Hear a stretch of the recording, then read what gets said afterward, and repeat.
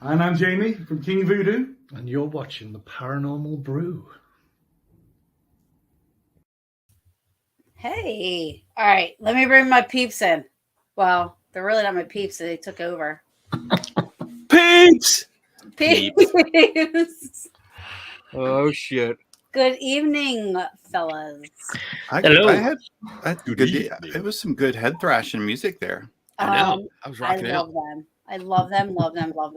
They're a band in the UK, so they're not over here. But the one guitarist I'm really good friends with, Ian Johnson, and he was like, "Here, you can use my music." I was like, "You are so awesome!" Yeah. I love their music. Cool. I do.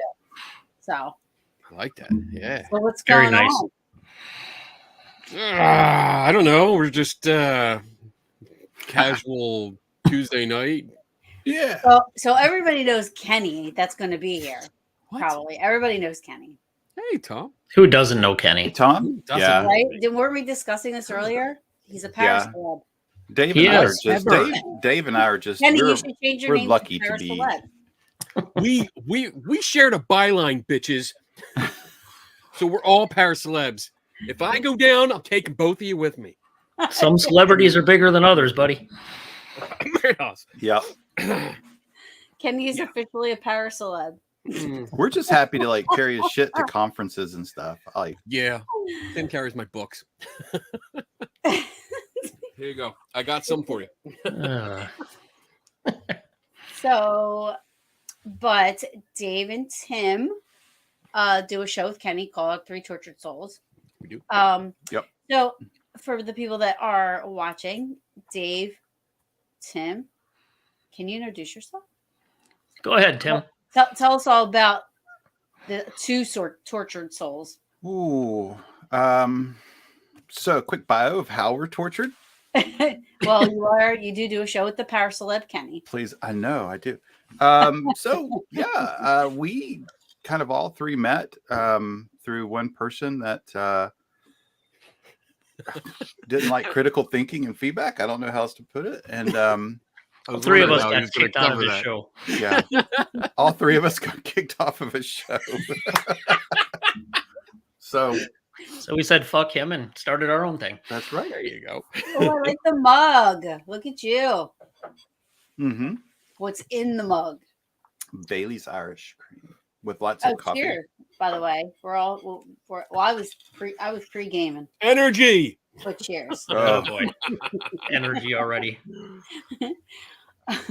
Dave. So interesting fact about Dave, I'm going to tell everybody right now. Last night when I was watching, was that last night? Three Tortured Souls? Saturday night, yeah. Wow. How much do you drink? Yeah. Have you stopped pre-gaming? Never stops on Saturday night. That's okay. It's not really drinking if you just always call it pre-gaming, right? Yes. Yeah. Right. Pre. Well, I was just excited. I was literally tailgating the show. Yeah. I was just excited. Yes, anyway. You were. Your comments were really weird. You're like, hey. When I was watching Kenny, the Three Tortured Souls the other night, every time I took my glasses off, Dave looked like Chevy Chase. That's awesome. Oh, yeah. I guess there's worse people to look like. I wish I could have taken a picture of what I was seeing so that you could see it, because it's exactly what it looks like. I mean, I can see it now. Yeah. Thanks, Tim. I mean, Chevy Chase, that's an honor. I guess we'll take that as a compliment. Yeah. Why not? He was big at one time. He was. Now he's just big. Dude, you're not getting off the hook. Ooh. Yeah, Dave. So, yeah, same background as how I met Tim and Kenny. I was on a certain show with somebody else after they made their run at it. And then that lasted not too long and got the boot.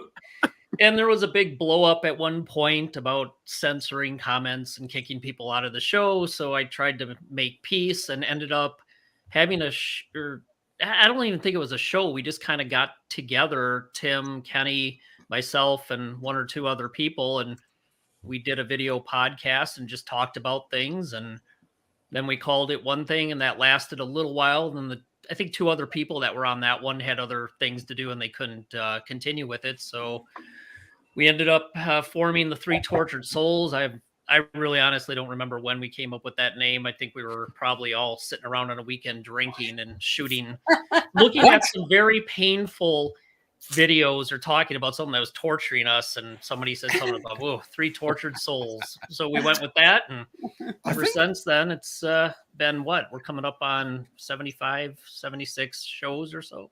Yeah, we're Been getting going on for what, 2 years now? Something like that. But yeah. I think And, we were going to call a bar that. We were going to all buy a bar and retire somewhere haunted and have a bar in the haunted place called Three Tortured Souls. Yeah. But instead, because I can't afford that, it's a podcast. None of us can. That would be awesome. That would be awesome. Kenny, when you write your article about my arch nemesis, how do I get a copy of it? Send $29.95 to me. No, it'll be online. It'll definitely be online on skepticalinquirer.org. And as soon as it publishes, I'll post a link so everyone can see it if they want to. Do you talk to them about what your research and stuff, or like what you're doing? I'm sure you vent. Who? To these guys? Yeah. Oh yeah, we talk all the time. Yeah. I bounce a lot of stuff off of them. Yeah. I mean, they've helped me with a lot of the stuff that I do, because I'll bring something to them and say, hey, what do you think about this? Or especially when the one time I was getting into somebody that was calling themselves a parapsychologist, I definitely went to them too and was like, what do you think of this? And what do you think of that? And yeah, I get their feedback all the time because we work well together. That's why our show is so great. I mean, at least to me. And it's so much fun that we can get along. We can talk all week long. So we talk. All 3 of you have the same views? No. No. Nope. If you would, if you could, I don't know, maybe some days we should like take some excerpts of our chats. Sometimes it's like, you're a bitch, Kenny. It's like, shut up, Tim Vickers. You don't. Tim, that's the dumbest fucking idea I've ever heard. What do you think? And then we're like, oh shit, here comes 22 papers from Dave. No, I think that's what makes our show work, at least for us. We all have a slightly different view on it. It sounds a lot like we agree on things, but we approach it from a different perspective. And sometimes we don't agree, and we call each other names and move on, and we're still friends afterwards. Yeah. So Kenny does the skeptical side of it, and then what do you approach it as? I'm still skeptical. I think it's probably. Well, I mean, I'm a skeptic. I'm a healthy skeptic. Recovering alcoholic. That's how he approaches it. My interest, whenever we start different topics, our interests tend to, if we come up with a topic and we're just all decide just to start researching it on ourselves, just go with it.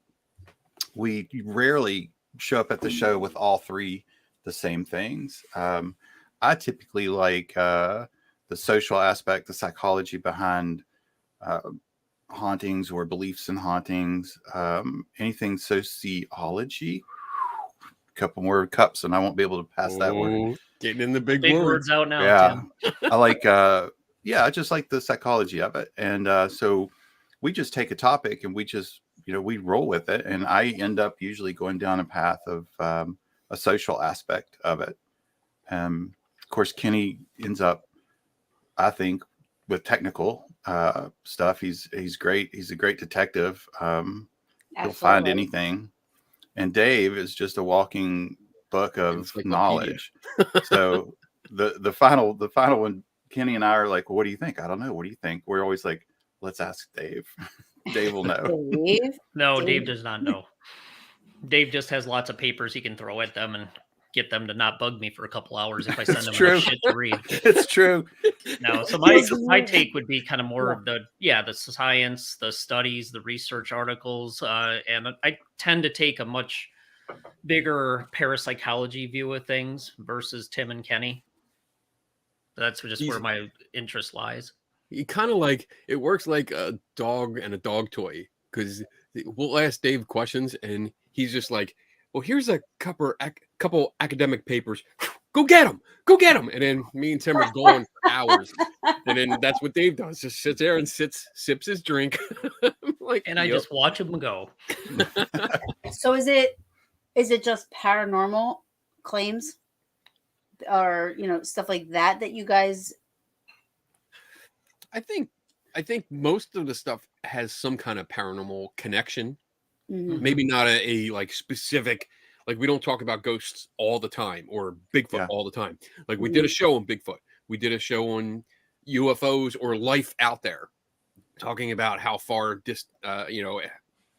distances to another habitable planet. We talk about, we did a show on witchcraft. So it has that paranormal connection, but not necessarily paranormal. And we talked about the history of it. So it's almost like, did you guys ever see Unexplained with William Shatner? Yep.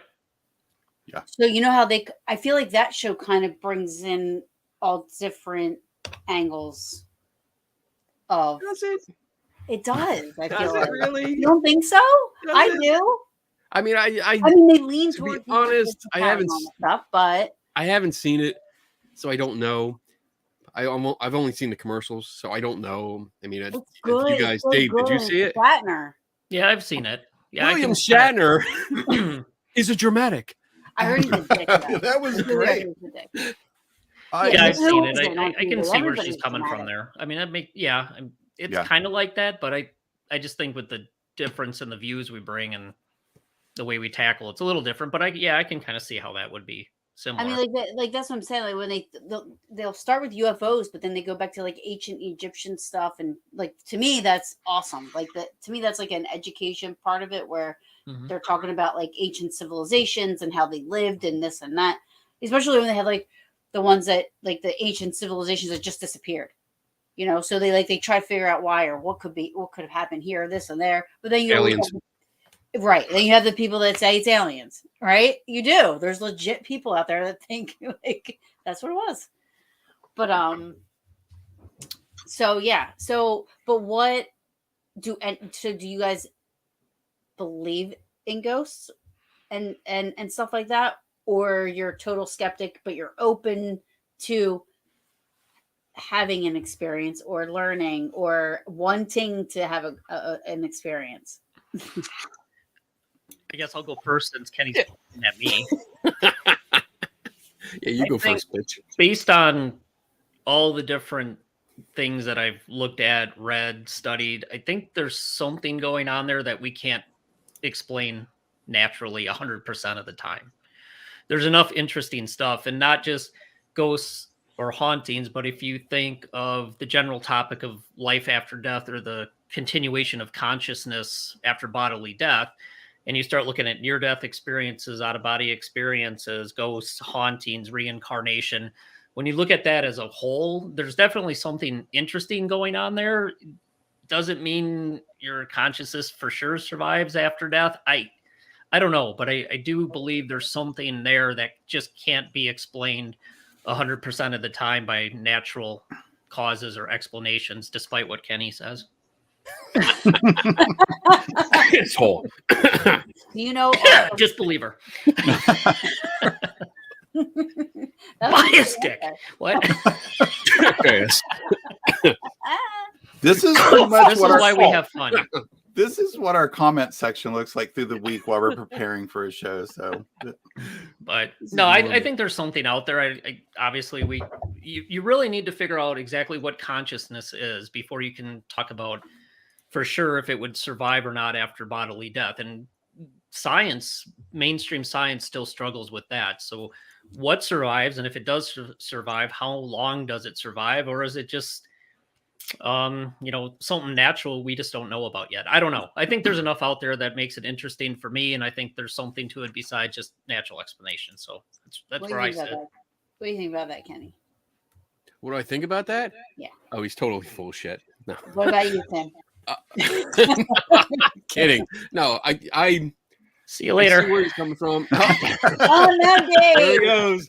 Fucking butthurt. it's rubbish. I just got to give a shout out to Maya Jing. She's checking in from Indonesia, so we're being Oh, watched cool. in Indonesia right now. So just wanted to say hey to my girl. Go ahead. I Tim? think there's interesting stuff out there. I don't know what it is. That's why I continue to investigate claims. Mhm. I don't know what it is, and I can't speak in general terms for the entirety of claims, like the thousands upon hundreds of thousands of claims that are out there. I can't speak for all of them.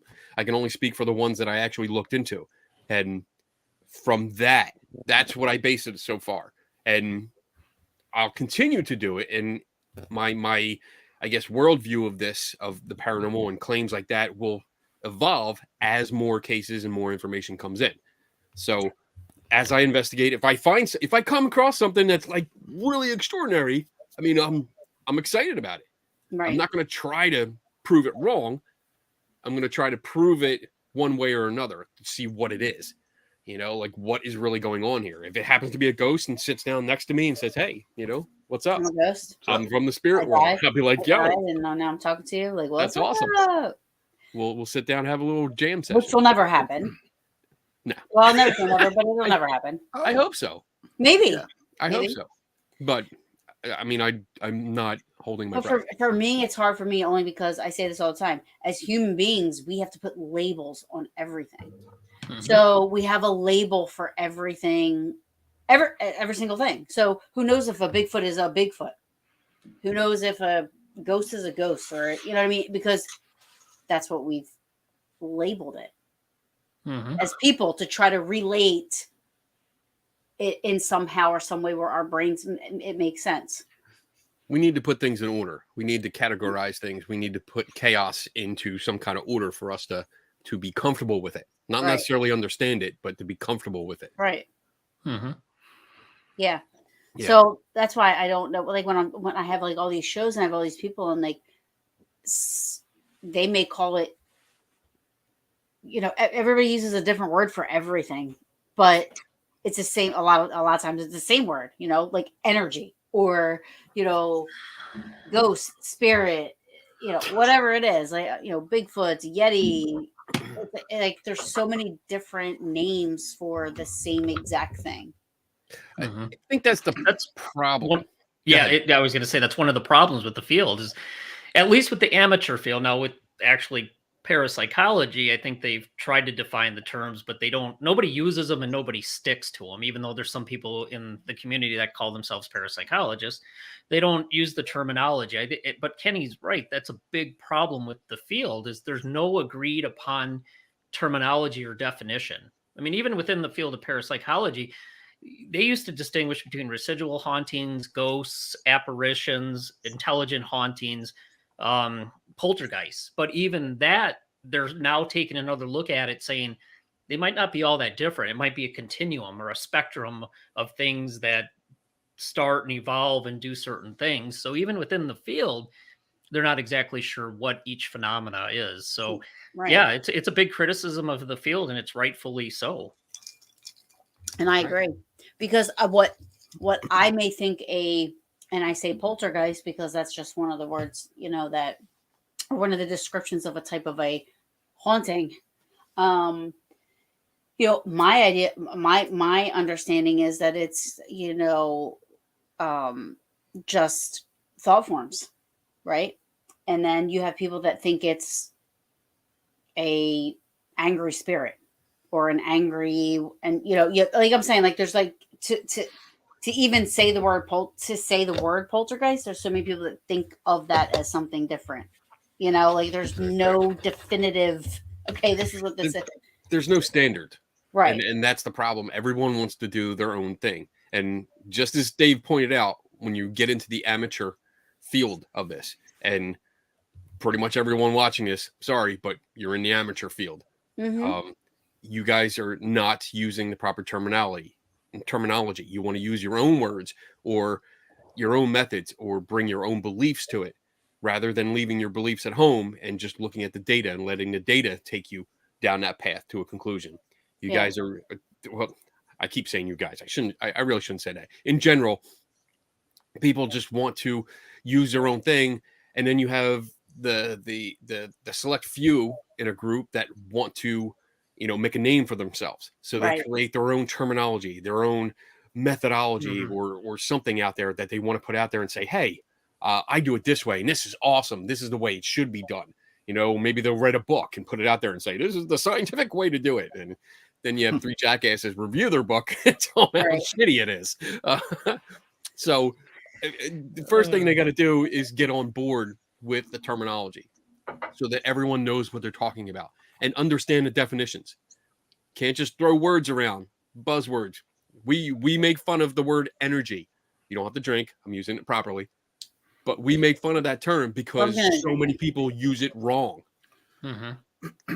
And there is a proper definition. There are proper uses for it. But in the paranormal community, it's a filler. It's a placeholder for a lot of things, which they don't know what they're talking about. Right. Well, really, but that goes back to what I'm saying. Like, who knows what it is, right? So people are just, we have to put a label to something, like, but I do think though, a lot of people that get into this field, when they start to get into it, it is for a spiritual level of why they're getting into it. So for me, I think a lot of people, even if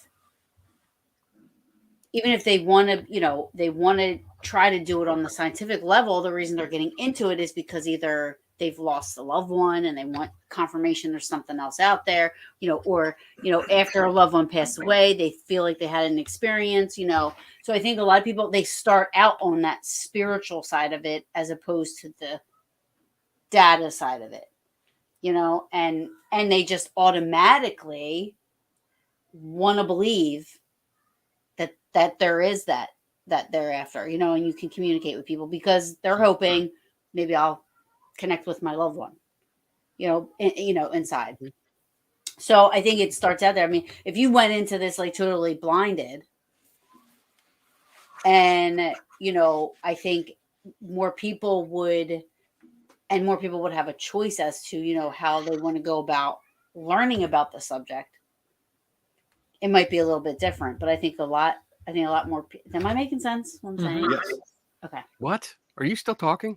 I got it. I feel like I'm right there with her. I'm like, trying to explain something, but I feel like it's not coming out right. No, and the reason I'm following you so closely is because I wanted to interject, and right at that point is where what we like refer to as grief vampires jump in, where you have people that absolutely, for some reason, with no heart or soul or ethics in their being, will jump on them and begin to extort them for money, either claiming to be a medium or a psychic, whichever one, to pass messages back and forth to the person that they did lose.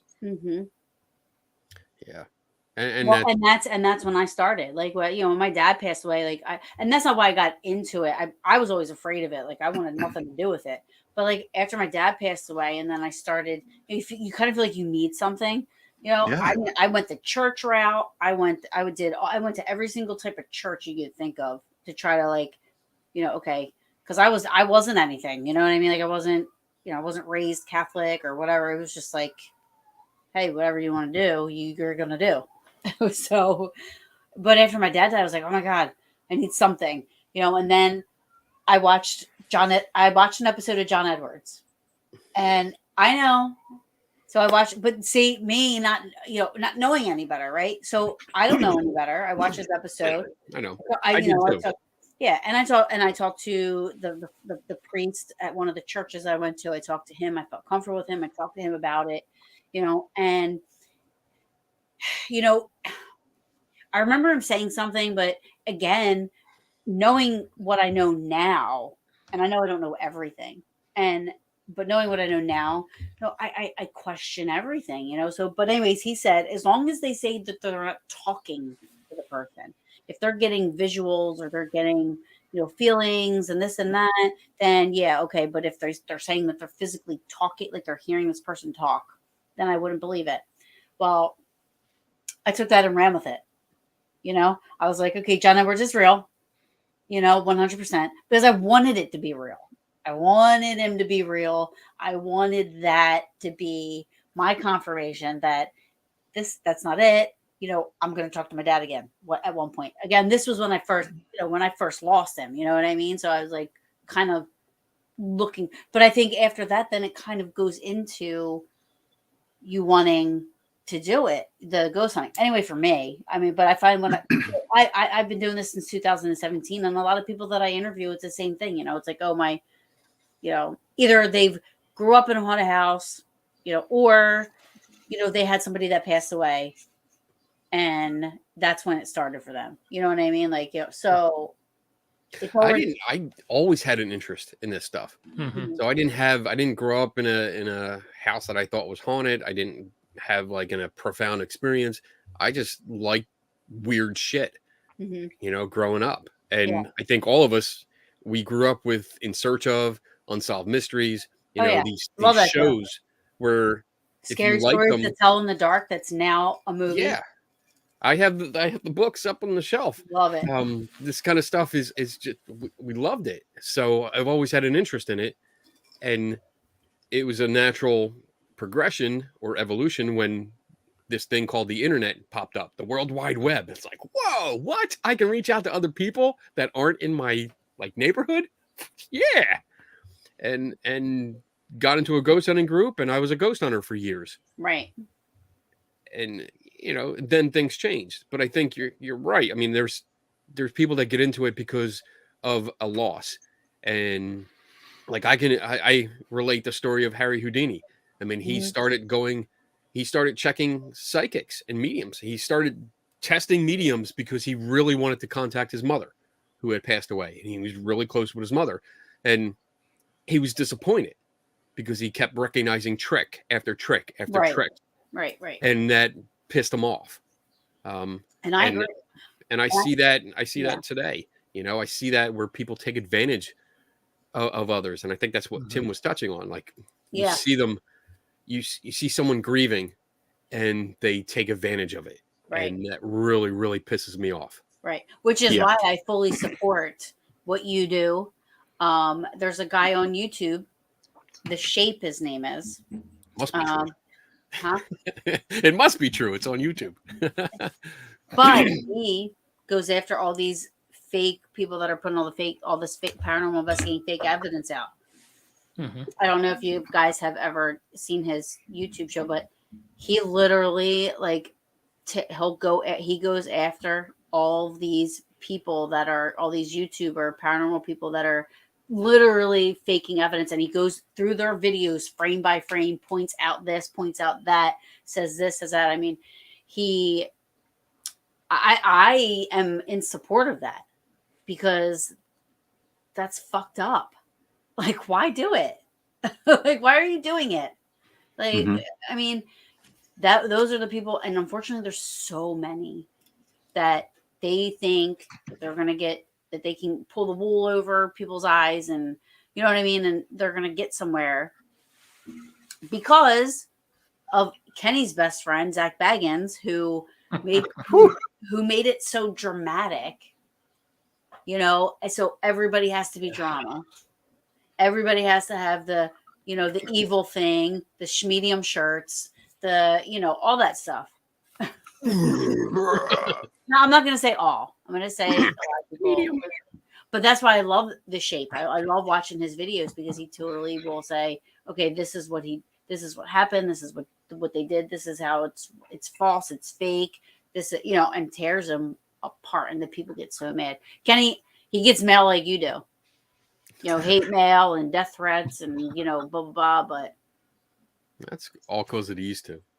It's their fault. Moi. They hate me. Our fault. The hell did we Aw. do? somebody asked me the other night on a show, who would I want to interview, if anybody. I said I would want to interview Kenny Biddle and Zach Baggins on my show. Oh shit. That would be I'm up epic. for it. That I'm up would be for it. epic. I'm totally up for it. I said that would be I'll do it. funny. But you got to Someone do else it is when gonna- they're like face to face live. So if it gets heated, Exactly. That's what I mean. whole I nother would want show. them both. Yeah. I want them both on at the same time. Yeah. That would beat out any show ever. and if Kenny wins the debate, he gets to visit the museum again. They lift the ban. He's never. I thanks. think it is so funny that he banned. Like, I can't believe your pictures. That's a I know. special effort to get That's like banned from a fucking epic. paranormal museum. That's amazing. Oh, God. I want to go just to take a picture of your picture hanging up. I think we should all go and then print out faces of Kenny and put them on us and see if they let us in.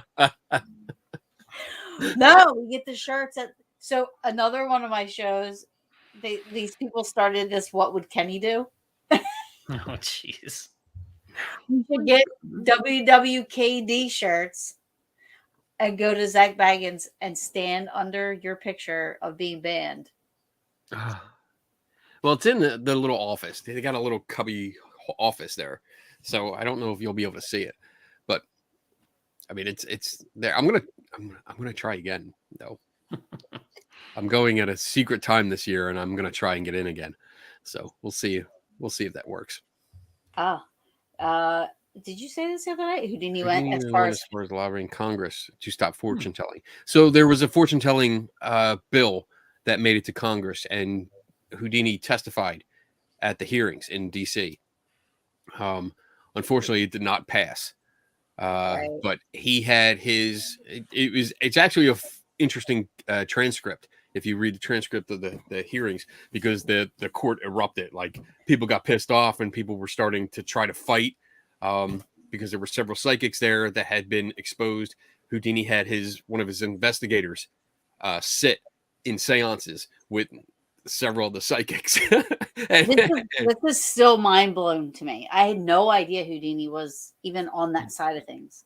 Yeah, heavy in this. But if you read again, there's this public persona or public perception of him being like really angry and vengeful against mediums, and to a point, yeah, he was pissed off. I'll say that much. But when you read his material, if you read his books, he's very he's blunt. He's very honest. Well, I don't blame him for being pissed off. It's fucked up when people lie about it. I get mad at, when people are lying and faking and I hate it. I'm all about it. Expose them all, Kenny. Expose them all. I'm on your side. Here's a question here. What are your views on virtual VR? So virtual, like Virtual reality goggles. yeah, like virtual reality investigating. I don't know how that could happen because you have no control over the environment at all. I have. I want googly eyes for mine. That'd be so cool. Yeah, and maybe just like go around and they'd be like all shaking and shit. So who wants to take it first? Dave. I would say if you want to observe what's going on and maybe do it for a novelty and be scared, that's fine. But as far as being able to investigate, I think you need to be there. I mean, there's a reason why people have these experiences, and it's either something in the environment or something in the environment affecting you, or the interplay of the environment, people, thought process. We don't exactly know what it is, but I don't think VR is going to be a good way to investigate, because people have experiences in a certain location. That you might as well just set up video cameras and stream it. What's the point? I mean, the VR, it's kind of cool. It's the newest, greatest thing, but I think for an entertainment value, that would be fine. But yeah, I don't think you could really do much as far as a decent investigation with that. How would that even work? Like, how would you even do that? I never even heard of this until Darren started asking about it. And you've seen these? You've seen the virtual reality investigations? I haven't seen those, but I've seen the goggles. Like, I have the same setup that Tim has. But I mean, honestly, what are you investigating? Because in order to be a virtual environment, it's got to be a virtual environment. It's not. It's a pre-recording. It's not the real. You're not there in real time. And if you are in there, I put it this way: if you're a field biologist and you're studying, I don't know, tiger behavior in the wild, what the hell are you going to do with virtual reality goggles sitting there?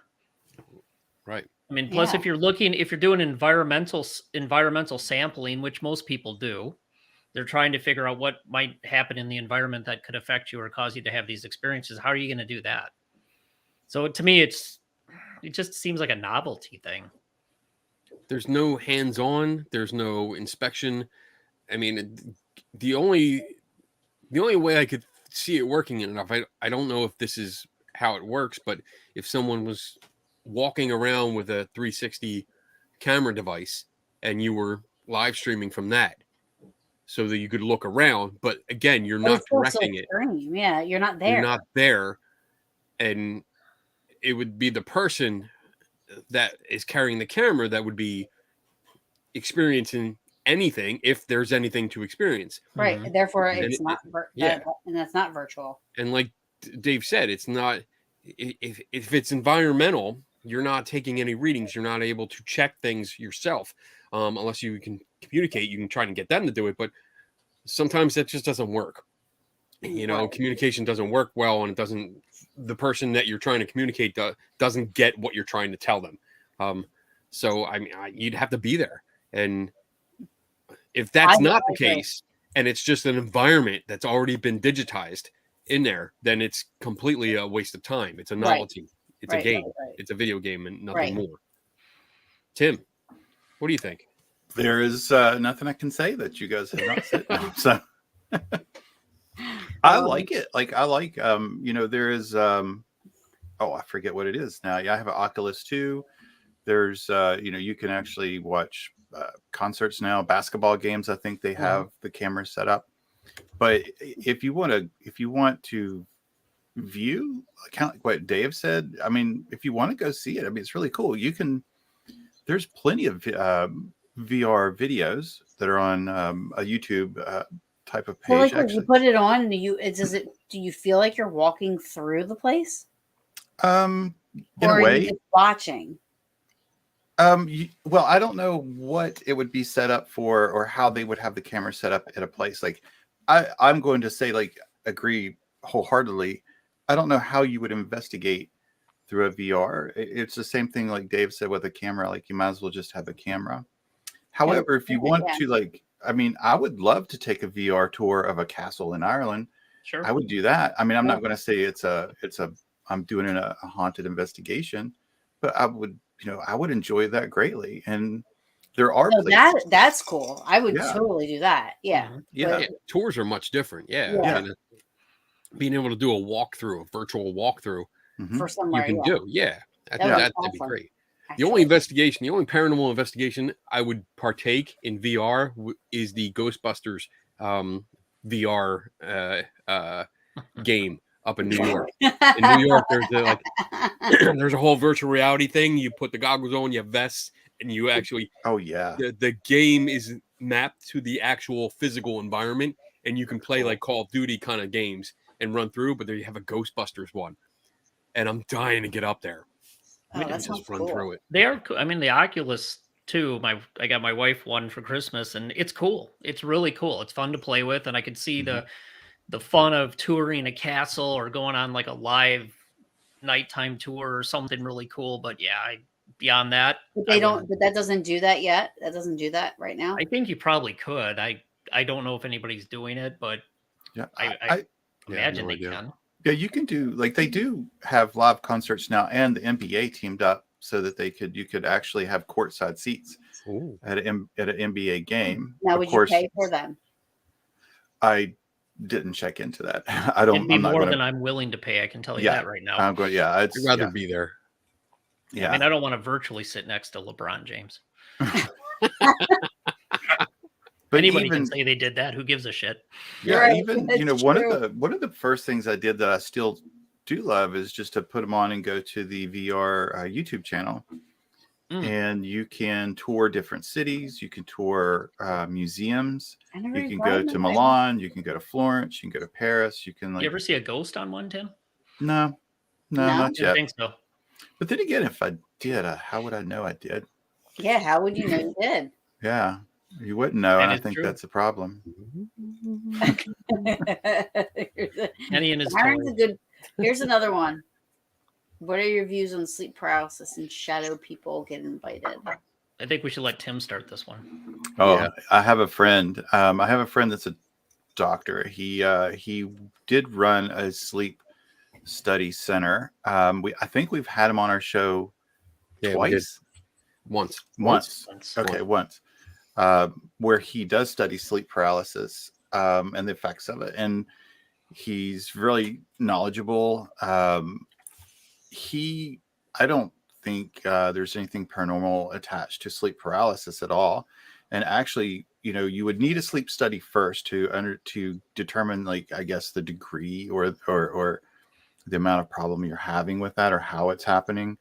But his overall sentiment about sleep paralysis is that it's easily treatable. He worked with, he talked to us about a patient that he had worked with that woke up and saw like one of those 15-foot boa constrictors in her bedroom, and she couldn't move, and it slithered underneath a table or a You mean like from like Beetlejuice? yeah, well, probably, or just like a regular boa constrictor, just very huge, and it slid underneath her drawer, desk drawer or something. And then when she was able to move, she couldn't find it, so she was zapped and she sold her house. However, it was a sleep paralysis incident. And there's also, he talks a lot about the sleep paralysis being kind of tied in with alien abduction, as well as an explanation for that, along with narcolepsy. So even people that are driving can have, and I forget, I'm going to butcher the science in this, but it's something called like mini naps or mini sleeps, where your brain can actually fall asleep for a very short time, and you can have a sleep paralysis episode in that very short time. But I'm going to stop at that because I am getting way outside of what I can remember or be able to quote accurately from him. But sleep paralysis it's very common. There are common reports of hauntings and demons and things in the house that happen during a sleep paralysis incident or event. And his whole thing every night or every time I've talked to him is just to remember that it is easily treatable. It is not something difficult. If you have problems with it, even if you think you have problems with it, don't take your demon-possessed sleep paralysis to a peer of a paranormal group. Go to a doctor. Explain your problems first. Let the doctors take care of it, physicians, whatever. You'll get a referral to a sleep study and then let them handle it accordingly. So to say you have sleep paralysis, this isn't like a one incident type of a thing. This would be something that happens all the time. I don't know that answer. I do know that if it is happening, so along in my field, like if a problem only becomes a problem if it interferes with the daily functioning of your life. So if you have a normal daily functioning routine, and say you have something like sleep paralysis, if that sleep paralysis does not interfere with anything in your life, then you can consider that not a problem. If it does begin to deal with anything in your daily normal functioning life, then you can consider that a problem. So if it only happens every now and then and you can deal with it, then maybe you don't need. I would still recommend at least letting a doctor know. But if you have sleep paralysis and you want to sell your home because you see demons, or you can't get to work on time, or you become depressed or anxious, and you begin having a lot of psychological, emotional problems, then I would go. I would go quickly at that point and seek actual proper medical treatment for it. You know what the disease that totally baffles my mind? Mm-hmm. Narcolepsy? Fatal familial insomnia. It's called FFI. To Google, I go. Like we're all like on Google. Like, Fatal Familial insomnia. What is that? I don't know that one. So it's only passed on. There's a small percentage of people in the United States that have it. Rare genetic brain disorder is characterized by the inability to sleep, insomnia, that may be initially mild but progressively worsens, leading to significant physical and mental deterioration. And then death. Damn. They say Maybe that that's what I have. They say people normally last about a year. No, I don't have that. I've been going. If they're Wow. diagnosed with it. And I Okay. watched a show on this, and I'm like, one woman couldn't even take sleeping meds because it would do the opposite. Really? Yeah, Hmm. yeah. Sounds like and a good topic for a show. it is. Oh, As far as sleep goes, everybody talks about sleep paralysis and sleep this and sleep that. I'm like, nobody ever talks about fatal foot. Like that is, and you could just develop. One woman just all of a sudden, 39 years old, couldn't sleep. he goes over several things in that, and like I said, he ran his own clinic, and even though we had him on for sleep paralysis, he started talking about other sleep disorders, night terrors, which was fascinating, which is worse than nightmares, which include night terrors can typically include self-harm only because of where you're sleeping and you don't know what you're doing. You thrash about. But one of the things that I found very interesting was when your brain is in, again, so I'm going to be very cautious and I can't promise that I'm 100% accurate on this. When your brain is in REM sleep, your brain will paralyze your body so that you can't move during REM, so you can't act out dreams. Well, there's also a sleep disorder where your brain doesn't do that. And so I don't know if you've seen like the videos on YouTube and maybe TikTok where dogs are like chasing and while they're still asleep, but yet they can still get up and run and they hit a wall. Okay, so that's the part of their brain that is supposed to paralyze their body isn't working. That goes on with sleep paralysis. So when you begin coming out of REM sleep, thank you, and your brain should be turning off the paralysis, but it doesn't. So you open your eyes and you have a conscious view of the world, but you can't move, which is terrifying. Which also means at times that whatever you're dreaming will superimpose on the environment itself, giving you the option, giving you the illusion that what you were dreaming is there in front of you. That is amazing. Aliens. Can I just tell you this? Mm-hmm. All right. I had, and I believe this wholeheartedly. And Kenny, I love you. I know you won't believe it, but that's fine. I still love you. Well, I had Thanks for singling me out. I had a visit dream from my dad once. Mm-hmm. Once. Mm-hmm. It was 2005. I know somehow we were together. I could feel the fabric of his shirt, everything. Like it was so intense. As I was waking up, it felt like there were 1,000 pounds of bricks on me. Like I was like literally like as I'm pulling, and everything around me seemed like dark. But however, in my doorway, I thought I saw the silhouette of my dad. But that would make sense as to why I was seeing him, because maybe, so you're basically saying like when you're trying to wake up when you're not supposed to wake up yet, or wake up, or I feel like I was being pulled out of the sleep. Like it was so heavy, but as I was opening my eyes, I thought I saw his silhouette in my doorway, but that makes sense. Like it's kind of, you're saying like the dream imprinted. Yeah, so that's how. Yes, well, it superimposes on the environment around you. So the snake, she could have been dreaming about a snake and just saw a snake when she opened her eyes. Right. It's like augmented reality. Yeah. Okay. Yeah. So that makes sense.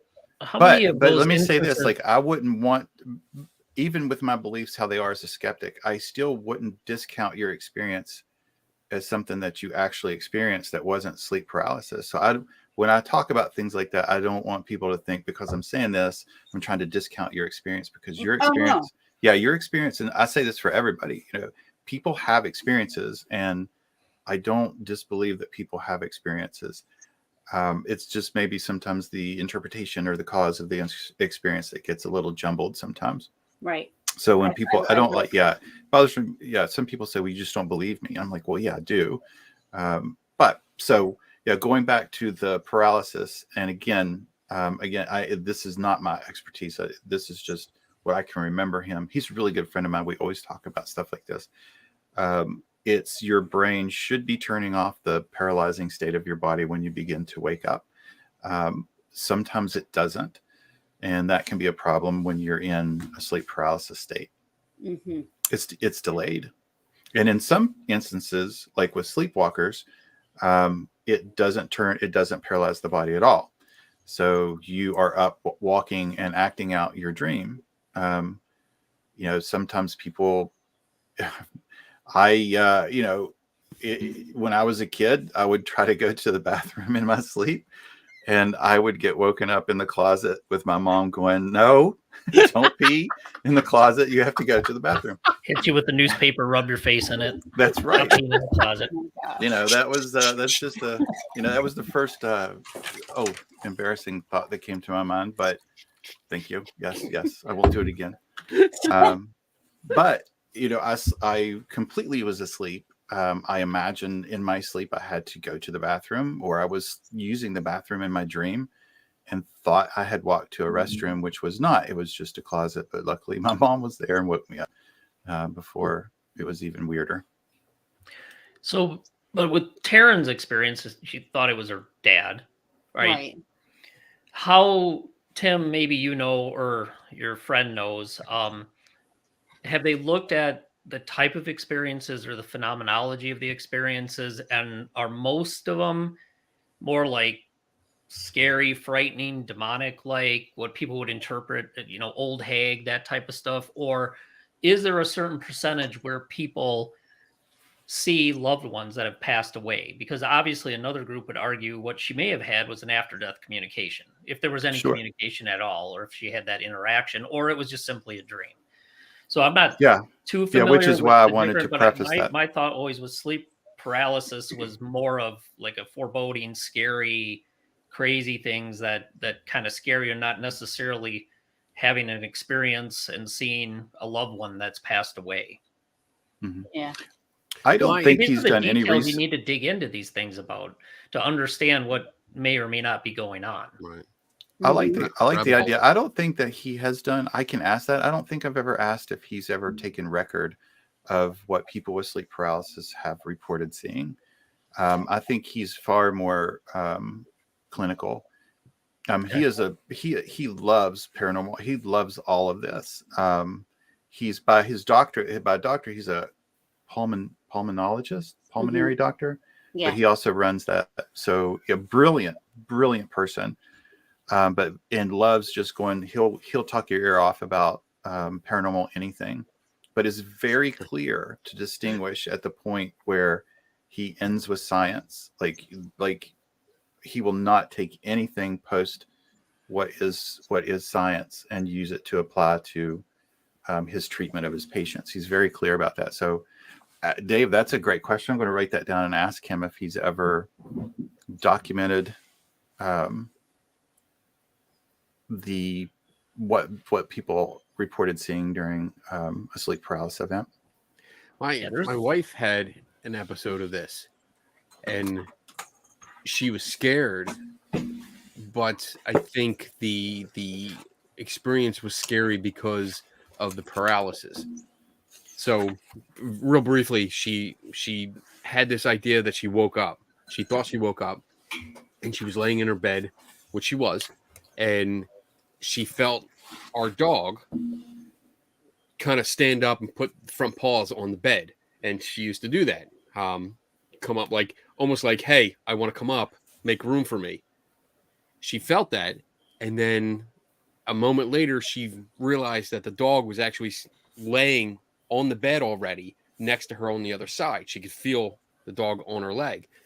And she couldn't move. She couldn't lift her head to look to see what was going on. So that part freaked her out, and she began to panic, not because there was like a scary vision, but it was just the fact that she had no idea what was on the side of the bed, and she couldn't react to it. Well, that was the same thing with me. Like, I remember, because when I was coming out of that dream, it was almost like I didn't want to come out of the dream, but as I was coming out of it, like everything was black. And I remember I felt like I was waking myself up, but it felt like it took so much energy. Like, it just felt like it was so heavy. And then when I started to open my eyes, like I said, thought I saw his silhouette. But like even at that time when I thought I saw that, like as I woke up, then I had forgotten that I had just saw that, and I was thinking about my dream, and I'm like all mad at myself because I woke up because I thought I was with him, and I like ran to the bathroom and I'm like splashing water on my face. I'm crying. Like the emotions behind it were even probably the most intense emotions I've ever had during like having a dream. Like I could, Right. my stomach muscles were hurting, like everything. Like it was just crazy. And but like I said, like as I was pulling myself, I always say it like that. Like I was pulling because that's what it felt like. Like I was pulling myself out of the dream, but I didn't want to leave the dream. So I don't know why that was happening, but So for that, and I know, and I'm going to address how you politely singled me out in the beginning. well, I'm not saying because you know. No, that's cool. I just want to address it, saying that to you is a personal experience, and did it give you comfort? Yeah. You know, did it bring you comfort? I mean, that's cool. Right. There is absolutely no reason, even if I don't believe it or whether I do believe it, it doesn't matter. Right. There's no reason for me to comment on it unless you bring it up. I mean, that's a good experience for you, and it made you feel good. But I still would respect your opinion either way. Problem. You know what I mean? Like I still totally like this is something I learned. I've never heard that before with this the projection of if I'm understanding the overlay, it right. Mm-hmm. Right. That's like good. Yeah. That's good. That's why there's no reason for someone like me to go, oh, well, you were just dreaming, or you did this, you did this. right. A casual conversation like this is probably the best medicine per se, because you get to learn something new about it and maybe apply it yourself and, you know, go from there. Yeah. But it doesn't matter. And in the end, it's a personal experience, a very personal experience that has relevance for you. And it's not like the other things that I might go after. Like it's not another person charging you $50 to tell you the same thing, that your dad stands in the doorway looking over you. But that's a completely different situation. Yeah. But it makes sense to me though, because here's the thing. Like, it was a different feeling than what it felt like when I was actually in my dream. So, and in my dream, so this makes total sense. So in my dream, originally I was in a room and my boyfriend at the time, our heads were touching each other. So our legs were like this. And I heard my dad come in from a different, I heard my dad come in and I go, oh my God, you're going to get to meet my dad. I can't believe he's here. I don't know how he's here, but he's here. Like I was like, all, you know, and the room I was in, to get to the room he was in, the door was cracked and there was the light on in the other room, where the room I was in was dark. Like we were sleeping. So in real life, my hall light was always on. Our door is always cracked because I had cats, so they could come in and go as they please. But we always left the hall light on. So what I saw in my dream as I was going to meet my dad was kind of the same setup as what would look like if when I would wake up and see my door kind of slightly open with the light from the hallway. It was the same scenario there as I was going to see my dad. You know what I mean? So I feel like maybe what you said might have really there's no doubt I wasn't with him in my dream. But as far as seeing his silhouette standing in the doorway, I'm thinking that might be what it is. What you said. Interesting. Very cool. That was awesome. Because I've never even heard that before. And I think that's great. That's what we do. We teach shit. I didn't feel anything personal with that, which is weird. Like you would think me seeing his silhouette standing in my doorway would be the biggest thing that affected me. Like actually seeing him standing there, you know what I mean? Or his silhouette. But it did, like, I didn't even think about, like, I didn't feel a personal connection with that part of it. It was what happened in the dream. And I wonder if this is more interpretation, like post dream interpretation. like at the moment, maybe you didn't think it was your father. You were just noticing a silhouette, and then afterwards, you're processing the information and you're running it through your filters and your biases, and said, "Oh, you know what? That might have been my father." But that's And what happened. At first, Okay. it didn't. At first, I didn't even. At first, I didn't even remember it happening.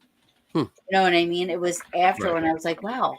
I remember seeing his silhouette. You know, like as I was talking about it, it didn't take long for me to remember it happened. But right at first, it was all about what happened in my dream, and then I was like, now that I think about it, I remember how hard it was to wake up. I just remember feeling like I had 1,000 pounds of bricks on me, Mhm. and my body felt like it was like I was like trying to sit up at the same time, and I couldn't.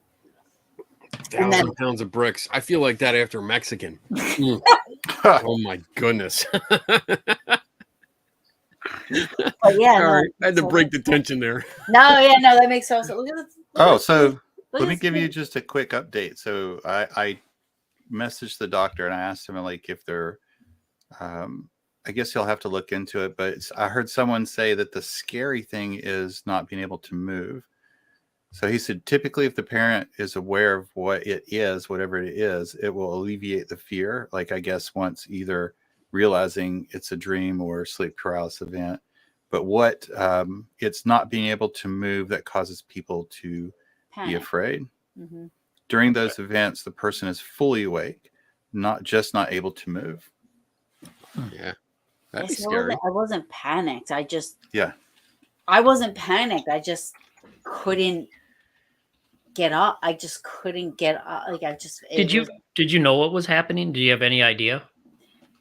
not in that moment. I can look. I know I can relive it like it was yesterday. Even though it was 2005, and I can relive it like it was yesterday. But like as I was trying to pull myself out, I was like, I remember thinking to myself, why is it so hard to sit up?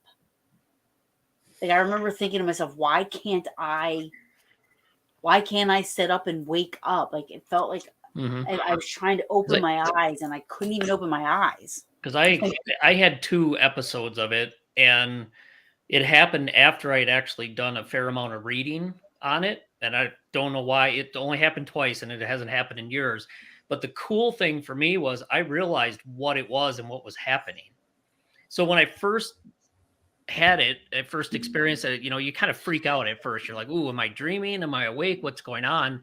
And then I realized exactly what was going on. It was almost interesting to me to kind of fuck around with it, because it's like I know what this is. I know why I can't move, but then trying to find ways to move a little bit. And then eventually, after a couple minutes, I think it freed up and went away, and had one more instance of it. But it was, yeah, I can see if you really have no idea what's going on, it could be completely terrifying.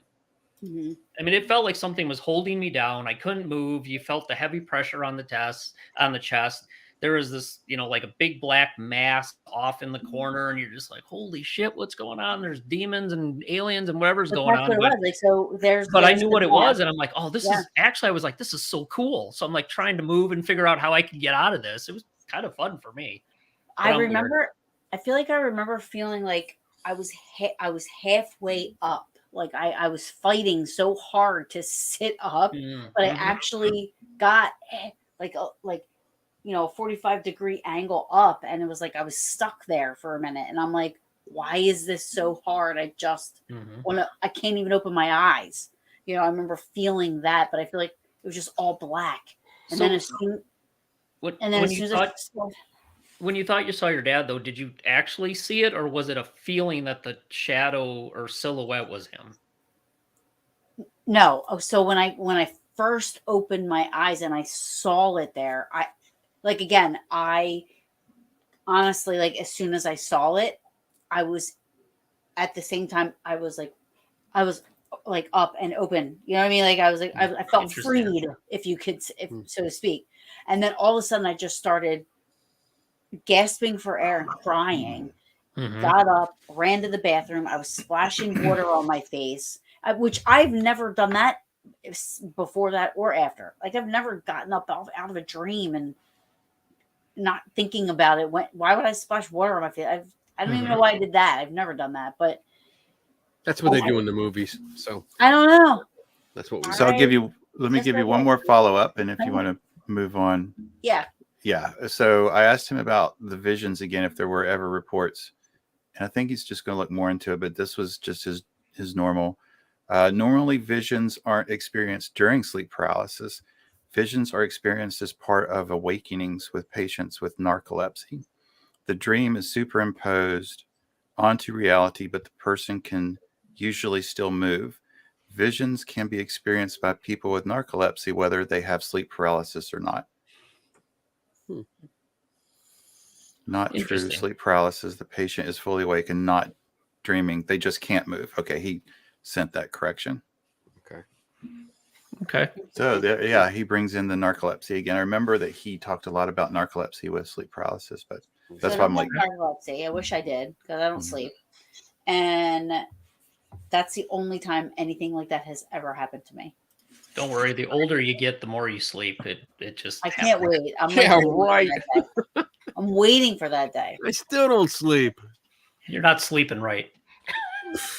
So I sleep left. that was interesting. That's a dad joke. Well, what exactly? Like, what are your titles? Like, what do you Jackass. guys? Besides Ken, I was going to say besides that, but I don't mean that. I was going to say not what Kenny said. What are our titles? What do you mean? Like, what do you guys research? Do you have you know? I don't think we'd give ourselves titles. a title? That's what Well- it Back in the day when I was part of Paranormal Group, yeah, everybody had a title, but Oh yeah. I don't think we have titles anymore. We just kind of, I would say, if anything, independent researcher. Mhm. I mean, And you research the scientific side of paranormal claims.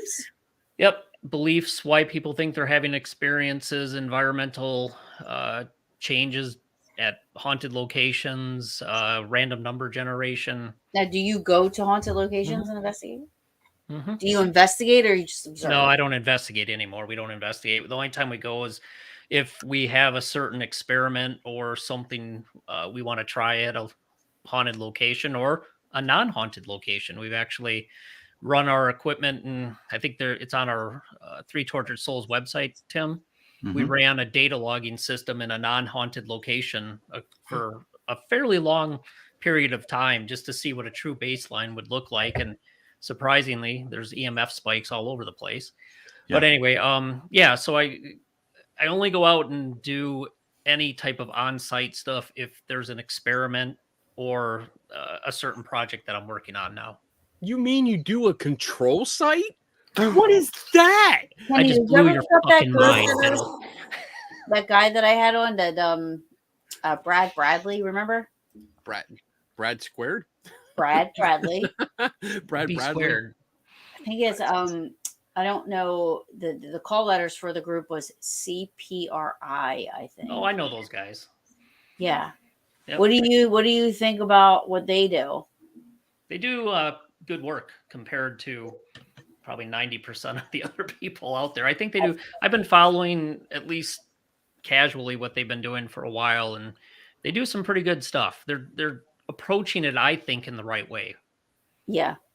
So I had Brad on my show a while back, maybe last year, year I think I've before. talked to him maybe. on the phone before. He's a good guy. Oh, he's awesome. And I told Kenny, I was like, invited Kenny to that show because I wanted Kenny to watch that show so bad because I knew this guy was going to be. I forget what, I can't remember exactly what he has a degree in. But the way the way that they do, they call it experiments. Darn it, does anybody know I'm on live? Who's going during our show?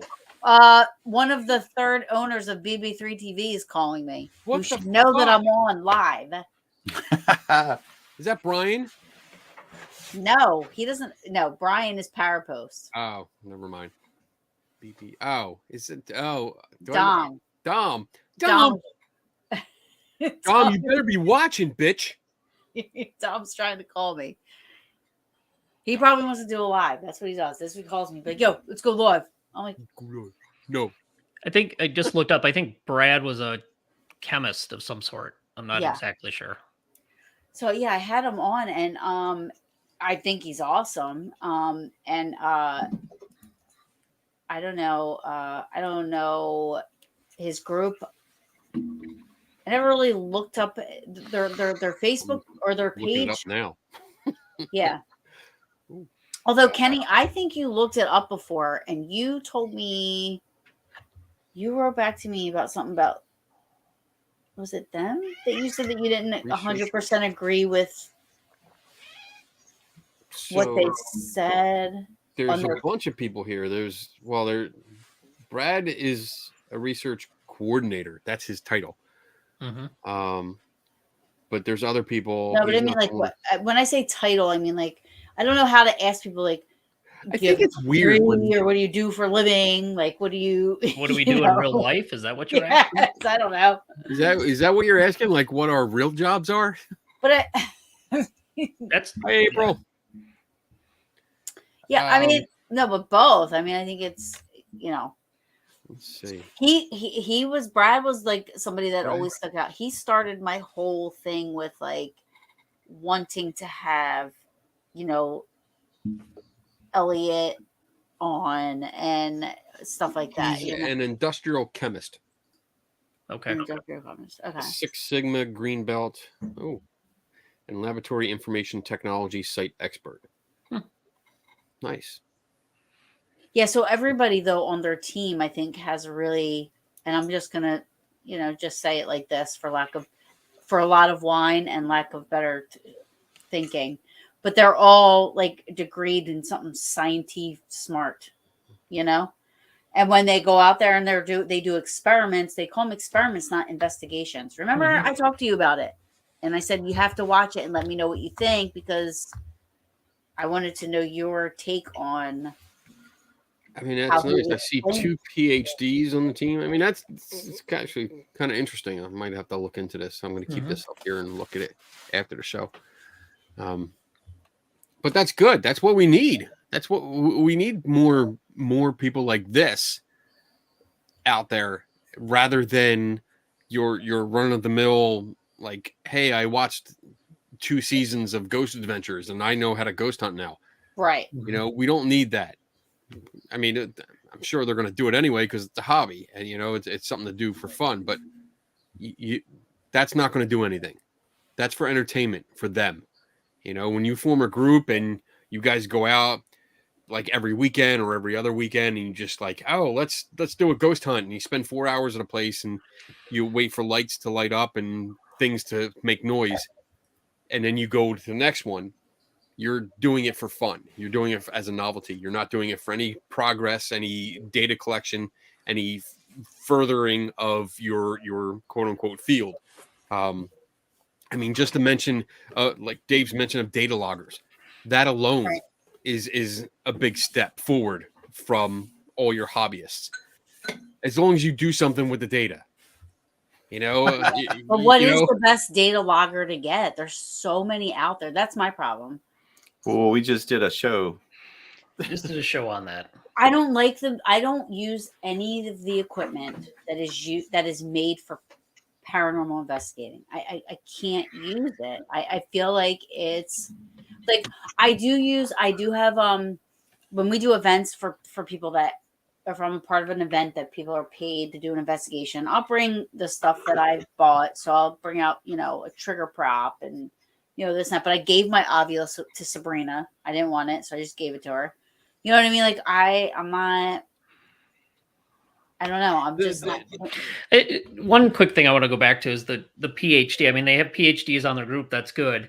It's just a matter of, do they apply the scientific method, and do they know what's happened in the field in the past, and are they trying to build on that? Because we've come across PhDs that not good in the paranormal community. I mean, they don't. It's kind of like they come in, and I'm sure Kenny can talk about this with some sort of fallacy, but they come in with this, I have a PhD in, let's say, I don't know, let's pick a field. Tim, what do you have a PhD in? Computer science. I have and a you lab come in coat. and you start spouting off that. Of course, he has a lab jacket. So let's say Tim says, "I have a PhD in lab jackets." That's what I did my work in. That's all he does is clean lab jackets, but he has a PhD in it. But I have But a he lab comes jacket. in and let's say he's never done anything in the parapsychology field. He is not aware of any of the research. He applies a half-assed scientific method, if anything, or he doesn't do any research in the field at all, but yet he comes in as an authority figure and says, well, I don't believe ghosts exist because I have a PhD in computer science. So that it doesn't mean crap, quite honestly. The real value of having somebody with a degree in science, either bachelor's, master's, associates, whatever, PhD, you need to be able to apply your scientific logic and reasoning in the field.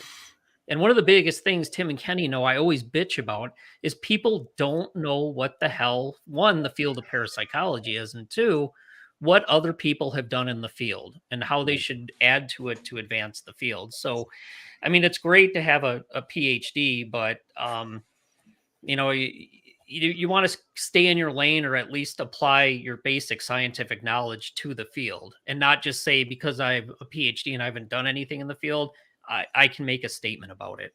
Right. Yep. So the fallacy that you're looking for, Dave, is the argument from authority. There it is. There it is. So that's basically someone that comes in and they are an expert in something, but because they say something about anything, they are regarded as an authority figure because they have like a PhD. So if Or they a have a lab coat. PhD, yeah, if they have a PhD in chemistry, but they're talking about physics, they're not an expert in physics, but they're seen as an authority, maybe because they have a lab coat on.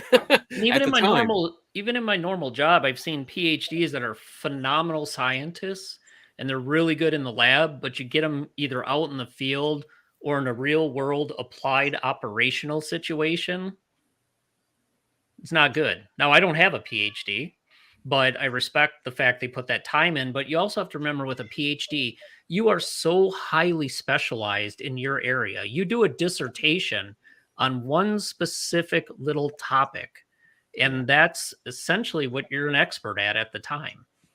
So, I mean, yeah, it's definitely good to have, but it's just a matter of how you apply it. Yeah, I agree. And especially your point. I'll never bash a PhD, believe me, because I think they put a lot of freaking time and effort, and it's awesome to reach that level of education, but you just got to be careful how you apply it. That's all. Right. And if they give an opinion on something that's out of their wheelhouse, there's reason to not there's a reason to question. There's not you don't just accept it because they are an authority. They have a PhD in something. Yeah, that's great. I'm going to listen to you. We're going to talk. But if they're talking about a subject that they didn't study, and this is especially true because what Dave said, it's highly specialized. When they get to that point, they're in that field, that their niche. But if they're talking about someone else's niche, it's an opinion. Yeah, I mean, and is it informed? Is it not informed? Where are we at with the education in the background? My background, my undergrad is in biology. My grad work was in molecular biology. But when I got out of there, did I know shit about the paranormal or parapsychology? No. So I had to read, and I've taken classes both from Lloyd and Dr. Carolyn Watt, University of Edinburgh, and I learned about it. And I applied the scientific method to what I do. So it's basically come up with an idea, a hypothesis, test it, collect the data, and see where it leads you. So just because I had a training as a scientist didn't mean I knew shit about ghost hunting or investigations or doing research in the field. I had to train myself, and one of the shows we just had about mentors, I had to talk to and have mentors that kind of were in that to lead me down those paths. Right. So, Dave, is it safe to say you're a paranormal investigator? I don't really investigate anymore. I'd say, like I said, I'm more of a researcher, independent researcher. I guess He's I guess if you want to say, what's that? You're a poke the bear. Yeah, poke the bear and see where it gets you. Yeah. No, I guess, yeah, I investigate things. I have an interest. I like to look into things. So in that part, I'm an investigator. But again, in the past, yeah, I would have said I'm a paranormal investigator, absolutely. But now I would say I'm a researcher, independent researcher. Well, wouldn't being an investigator kind of include researcher? Or is that different? I mean, I don't know. I see a little bit of a difference there. I mean, you're investigating. You might go in and investigate, like Kenny might do. He investigates a claim and tries to figure out what happened there. But I think if you look at what's an investigator, for example, in law enforcement, Tim probably could speak to this. There's a big difference between somebody investigating something and somebody researching a topic for knowledge. I think there's a difference. I think when you're researching, you're trying to find a reason for, you're collecting data, you're trying to determine why things are happening, how they're happening. To me, an investigator is just trying to go in and figure out maybe why somebody had an experience, or these days, unfortunately, people in the field, the amateur investigators, they're there to, I'm investigating to prove that ghosts exist. I'm going to provide evidence. So right. That's the problem.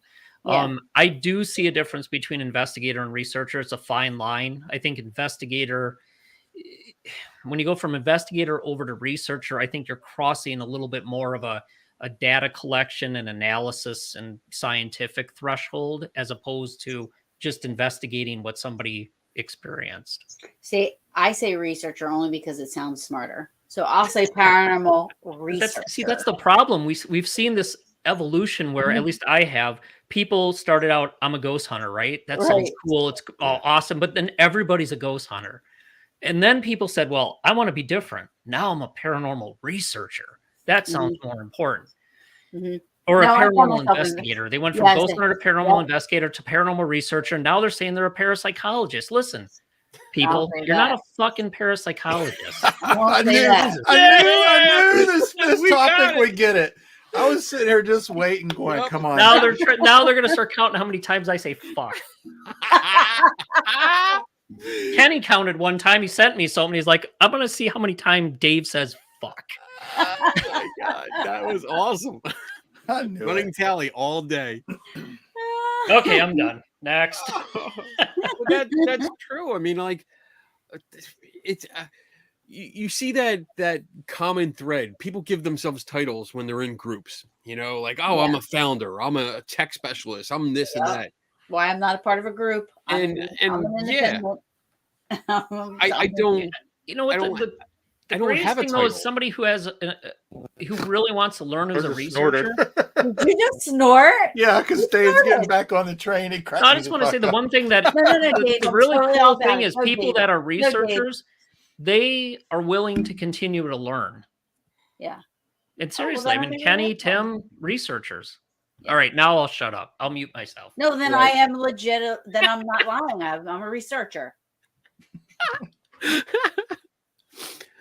I mean, Then I am. I think first and foremost, when someone asks what I do, I say, if I'm at a conference, I'm a columnist. I write a column. And that's the easiest way, because the distinction that Dave laid out there, I agree with. There's investigation, there's researching. I do both. I do investigate claims, but then I go back, I sit here. Well, that's what I mean. Like, should they be together, right? I research specific topics. Like I need to learn more background information on a specific topic, so I'm well versed in it enough that I can understand what's going on. Right. And then I can take that information and put it in. So my articles have both. It's my investigation of something, either a person, place, or thing, and then there's the background research information that I also include. So I don't like giving myself a title, because I don't know what I am. I'm just a guy that likes to solve mysteries. You're a peach. I'm a Shaggy. Call me Shaggy. Don't call me Fred. Even though I have the ascot, I can be What's Fred. wrong with Fred? No, but yeah, that's I mean, I feel like they should go hand in hand. Now, I I believe in it, so I'm not really trying to prove anything to anybody or anything. Because of the personal experiences that I've had and stuff like that. Mhm. But so I'm probably the worst person. I'm probably the worst person for a skeptic to look at, and I'm probably the worst person for a paranormal investigator to look at, because I go in there with my recorder and I'm just in there like, now if something were to happen, I'm the one that goes and I try to find out naturally how this happened. Like I'm right there. I'm trying to figure it out, whatever. But I do want to get a data logger. But for me, I don't want to spend all this money and like I don't know if I'm getting a good one or not. I don't know. Just because I think that would help me a little bit with deciphering whether I am really having an experience with something unknown, or if it's just the environment that's making it happen. As long as you do something with it and not just turn it on and let it play, and then you do the same thing at the next place. No, but You I have would to want do to something with the data. if somebody says, like let's just say there's a knock. If you can hear me knock on the wood or something, and you hear a knock, like I want to use the data logger to see if anything changed, like within that moment. You know what I mean? If like all this stuff is like happening at one time. Normally, I would just be like, all right, let me get up and go see if there's somebody else on the other side. Let me see if there's something that could cause it. Let me try to recreate it somehow. I'm always like right away going to the area in which I heard it, and I'm trying to bang stuff around or do something or move something or hit, like just to say, okay, this is what it could be. So, I think a data logger might help me in that sense a little bit, maybe. I think Dave's the best person to talk to about that. I don't know. Because you really need to, it really gets into a long-term study. I mean, it really is. Think like yourself going to. You need to go to the same place over and over again. You need to leave it there for a long period of time. Yeah. Get that initial baseline. And we're not talking hours. We're talking days and weeks and months, maybe years. Our show, we just considered, I'm trying to, I think they're going to be expensive, but I will really want to get a couple and leave them in a location for a solid year. Wow. What locations would you pick and why? An alleged haunted location and an alleged place that is not haunted. Okay.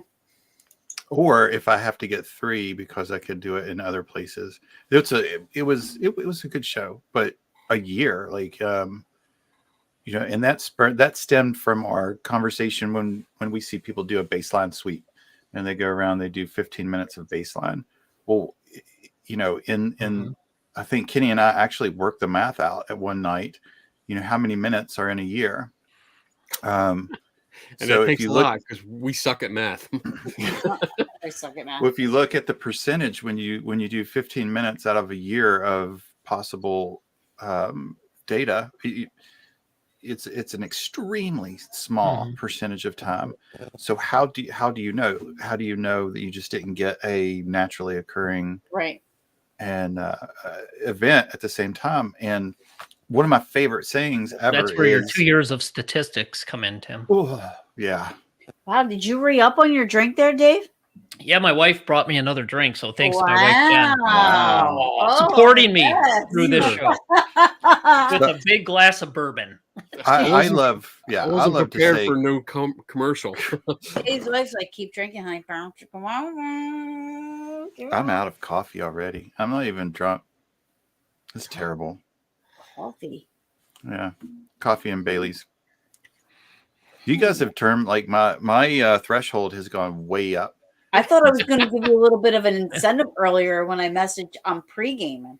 Tim's wife is going to charge us for his rehab. Yeah. Well, I like to say I love this saying. I love saying coincidence is the bane of the paranormal.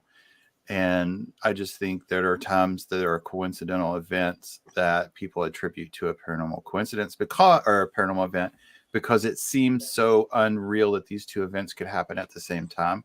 However, if you look at a very large amount of data, with the odds, and this will get into Dave, but with the odds or chances that something could happen at the same time or pair up, it's actually not so rare that something could happen. But if you look at it in a very short window, it seems like it's pretty amazing. Yeah. Man, and it happens a lot. Mm-hmm. Stuff can happen a lot. I mean, and one of the things we did talk about was the reason for having it set up for a year is to go through all the seasons. Right. Because you're going to Exactly. have differences in temperature. You're going to have turning the heat on, turning the AC on. You're going to have more foot traffic compared to like wintertime, maybe when everyone's staying home. In summertime, you're going to have more. So there's going to be different variables. And this is something that you need to track. Mhm. And putting all this stuff into a one location for a year, that's not investigating for ghosts. That's your baseline. That's a good start of a Yeah, but if baseline. you're putting it somewhere where it's not haunted, That's also as a good. control. Yeah, Yeah, that's your control. right? Yeah, the control is important. I think one of the things you need to realize is when you take a very short time period, it's not a lot of data. So you need to have a much bigger difference, let's say from baseline versus maybe something, let's say an EMF reading that's anomalous. You need a much bigger difference. When you do it over a longer period of time, your sample size is bigger. So that level of difference to be significant gets a little smaller. There's a lot of noise in everything that you look at with data, especially environmental data. So it really comes down to how big of a difference are you looking for and what's the time period that you're going to do. So obviously, if you want to detect a smaller difference, you need more data points. If you want to detect a huge difference, you might not need to be there as long, but if you're not there as long, you might get these false positives. So the longer you can do it, the better. But obviously, you have to find a trade-off between how much time can I spend at a location, or how much time can I run this equipment, and how much time do I have to analyze all this stuff. But with the advances of data logging and the ability to automate analysis, you really can do exactly what Tim's talking about. Let it run for a whole freaking year and see what you come up with. And that's something that's sorely missing in the paranormal field, because you see it on the TV shows, you see it in amateur groups. We went there, we did a pre-investigation, and then we went and did 4 hours, and then we did the reveal. One of the reasons, actually, my wife and I, who I joined her group actually after years, the reason we got out of investigating and going to private homes and businesses, one, the liability thing. We looked at it now and we're like, oh, Jesus, I can't believe nothing bad ever happened. But two, we weren't there long enough to really learn anything. So now we've settled into, we spent one time a year and a half at a location. We lived there that was supposedly haunted, collected information. And now we only look at locations where we can spend a decent amount of time or do an experiment at. And for us, that's been way more enlightening and way more just valuable as far as data collection and trying to learn something. Okay, I have 2 questions, and I have ADD, so I'm just going to say them, and then we can answer them however you want. So, if you are trying to put something in a location for a year, like, wouldn't that go against? Because you said you're going to do a haunted location and then a not haunted location, and I think Tim, you said something about a third place. I don't know if that's going to answer my question or not, but how can you determine how can you come up with anything at the end of it if it's 2 separate environments? That's a good question. And I think this is where, like, the thought idea of doing this is not, while it's an opportunity to look at anything that might be a haunted or a haunted event, Dave came up with a really great idea. One of them is an old theater that's still active. So there's still people that are in there and doing plays. So Dave had a very good idea about developing a questionnaire so that should anybody that's in there at any time have an experience, and then they could reach out and do a questionnaire about what was going on at the time.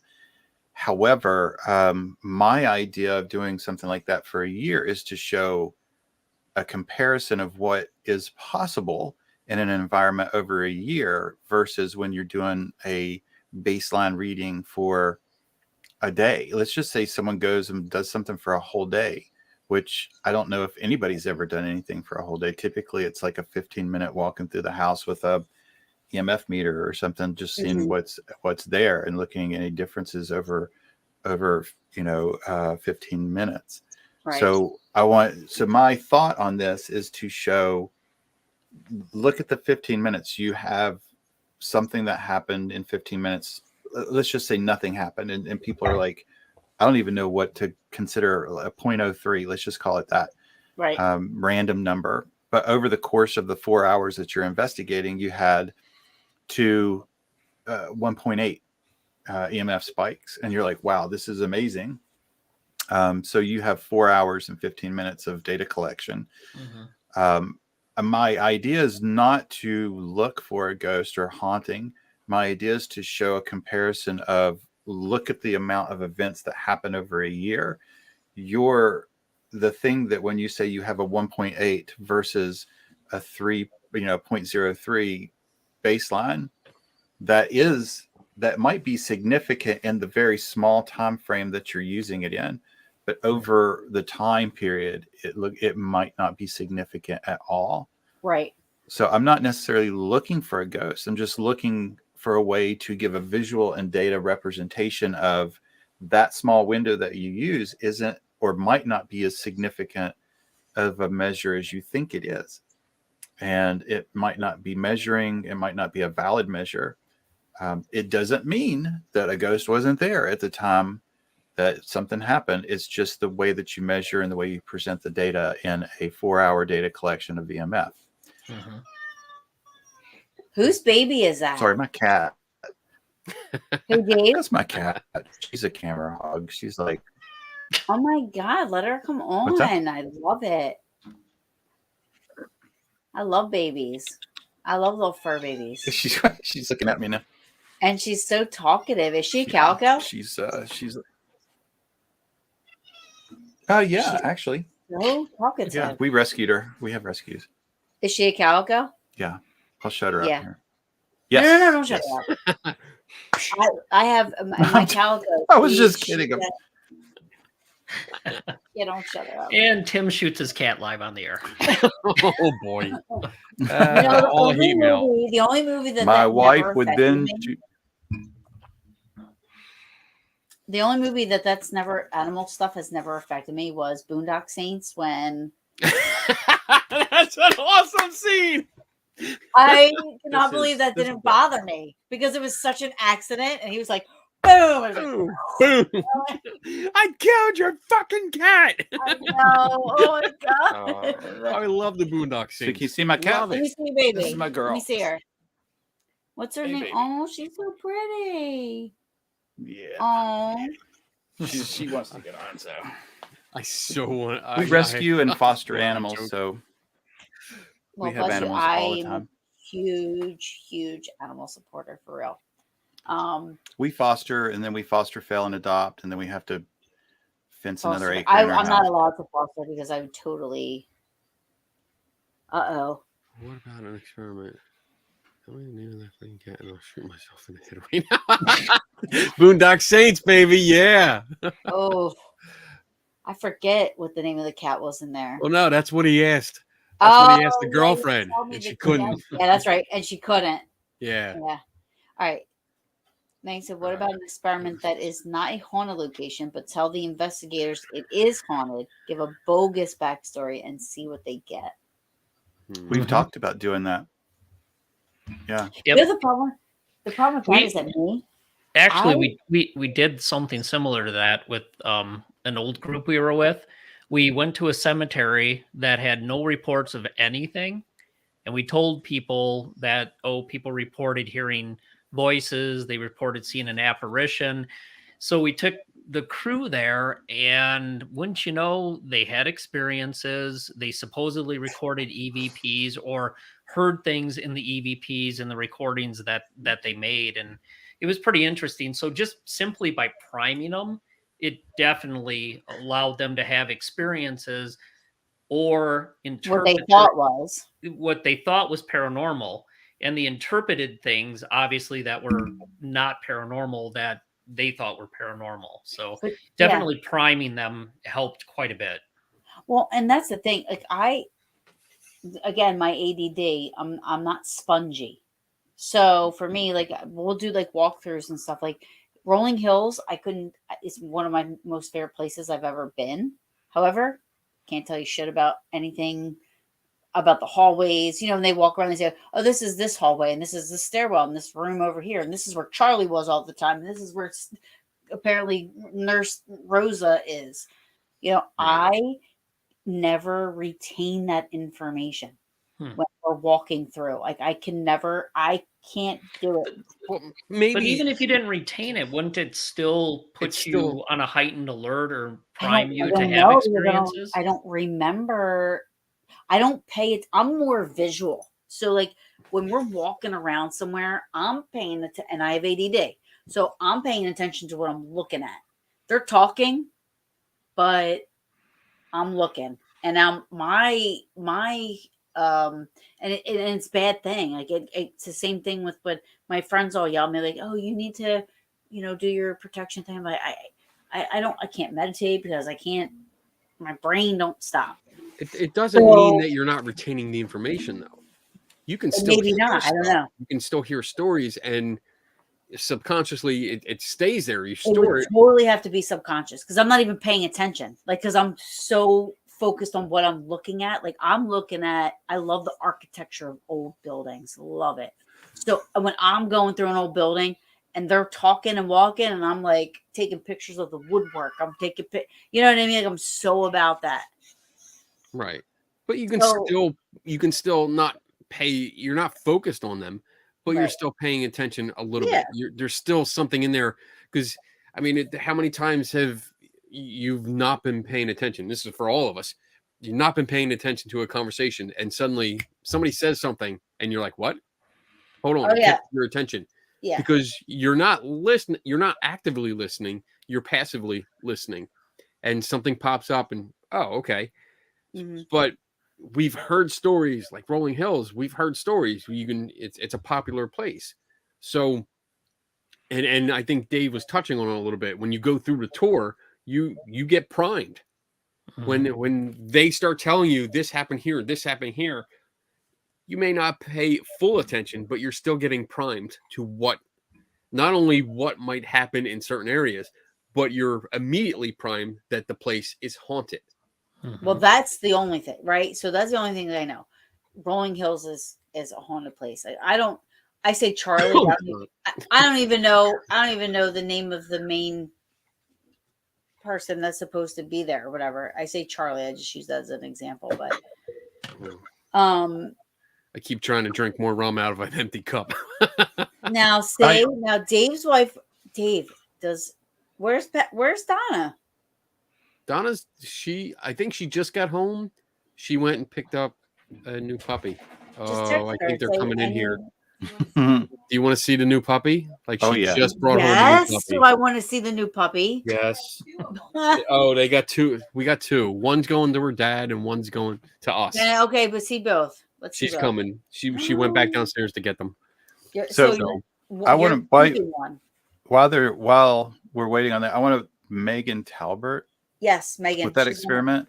Yeah. I want to say I love that. I love that people that begin to think about how can I test claims? Yeah. What can I do to test it?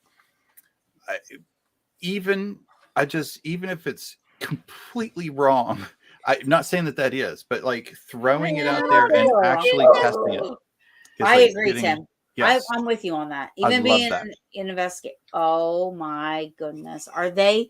Are they little miniature schnauzers? Oh my god, they're minis. How can you get rid of? See, now don't you want both? I couldn't want them both though. Cute. Are they like brother and sister? They're both sisters. Yeah, they're two females. Oh. Going right for the rum. Both. You should keep them both. Good girl. Well, my dad comes down once a week anyway. Look at how adorable. What are they? 3-4 months? They are going on 11 weeks, I think. No. They'll be eating all daddy's toys. There you go. Which one are you keeping, the boy or the girl? Oh, wait, they're both girls. They're both girls. I'm not sure. I was going to let my dad decide because he's coming down tomorrow.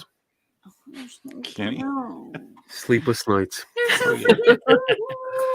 So God. like when I see those, like, I never had human children. I've always only had fur babies. So for me, those are like when like women see human babies and are like, oh my god, I can't. I'm like that with animals. I'm like with cats or dogs. I'm like, oh my god, I want them all.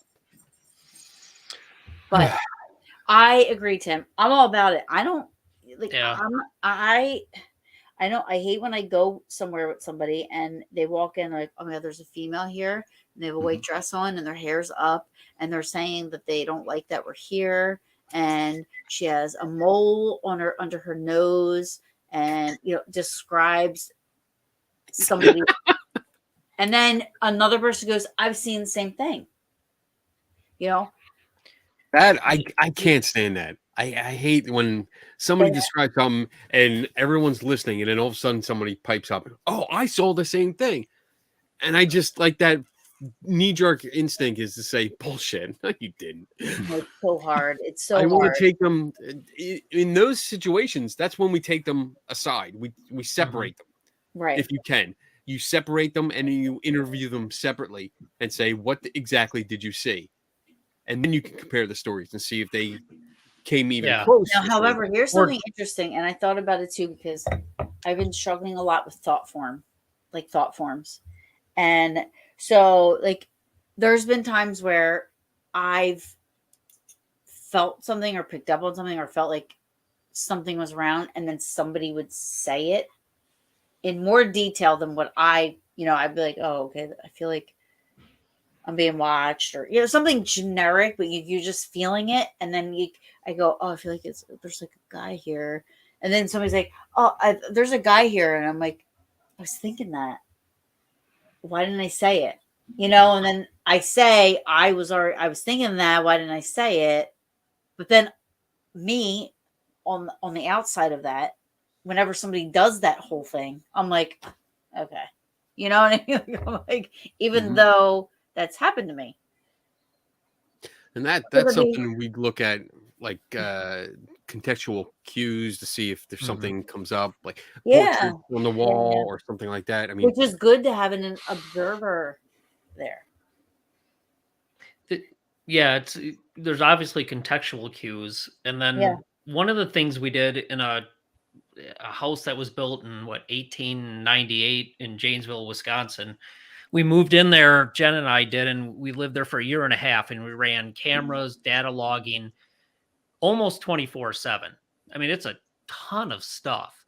The interesting thing we found is that when you had other people from the outside come in and go through the house or stay the night, it's really interesting. They would pick up similar experiences as other people in the same places in the house.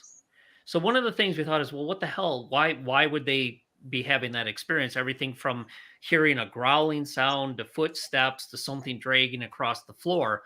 What was that? And there's no way that they knew about that. No, they didn't. Nope, they didn't know the locations. We didn't tell them where things happened. They came in, spent a couple hours or a night there, and then they would, record what they experienced.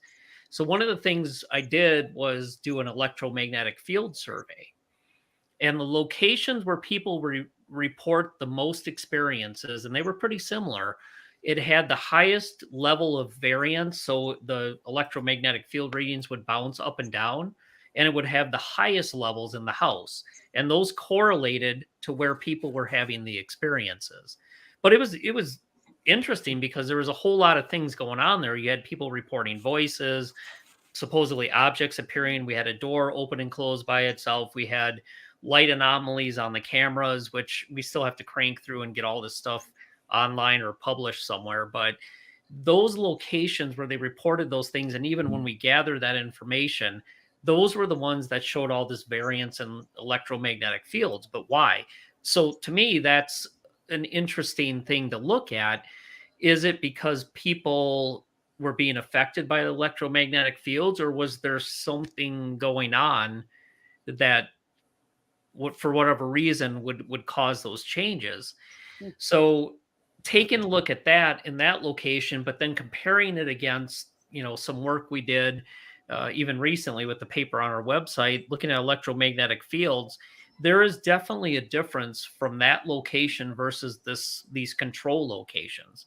So you definitely got to look at both of them. But what's going on, who knows?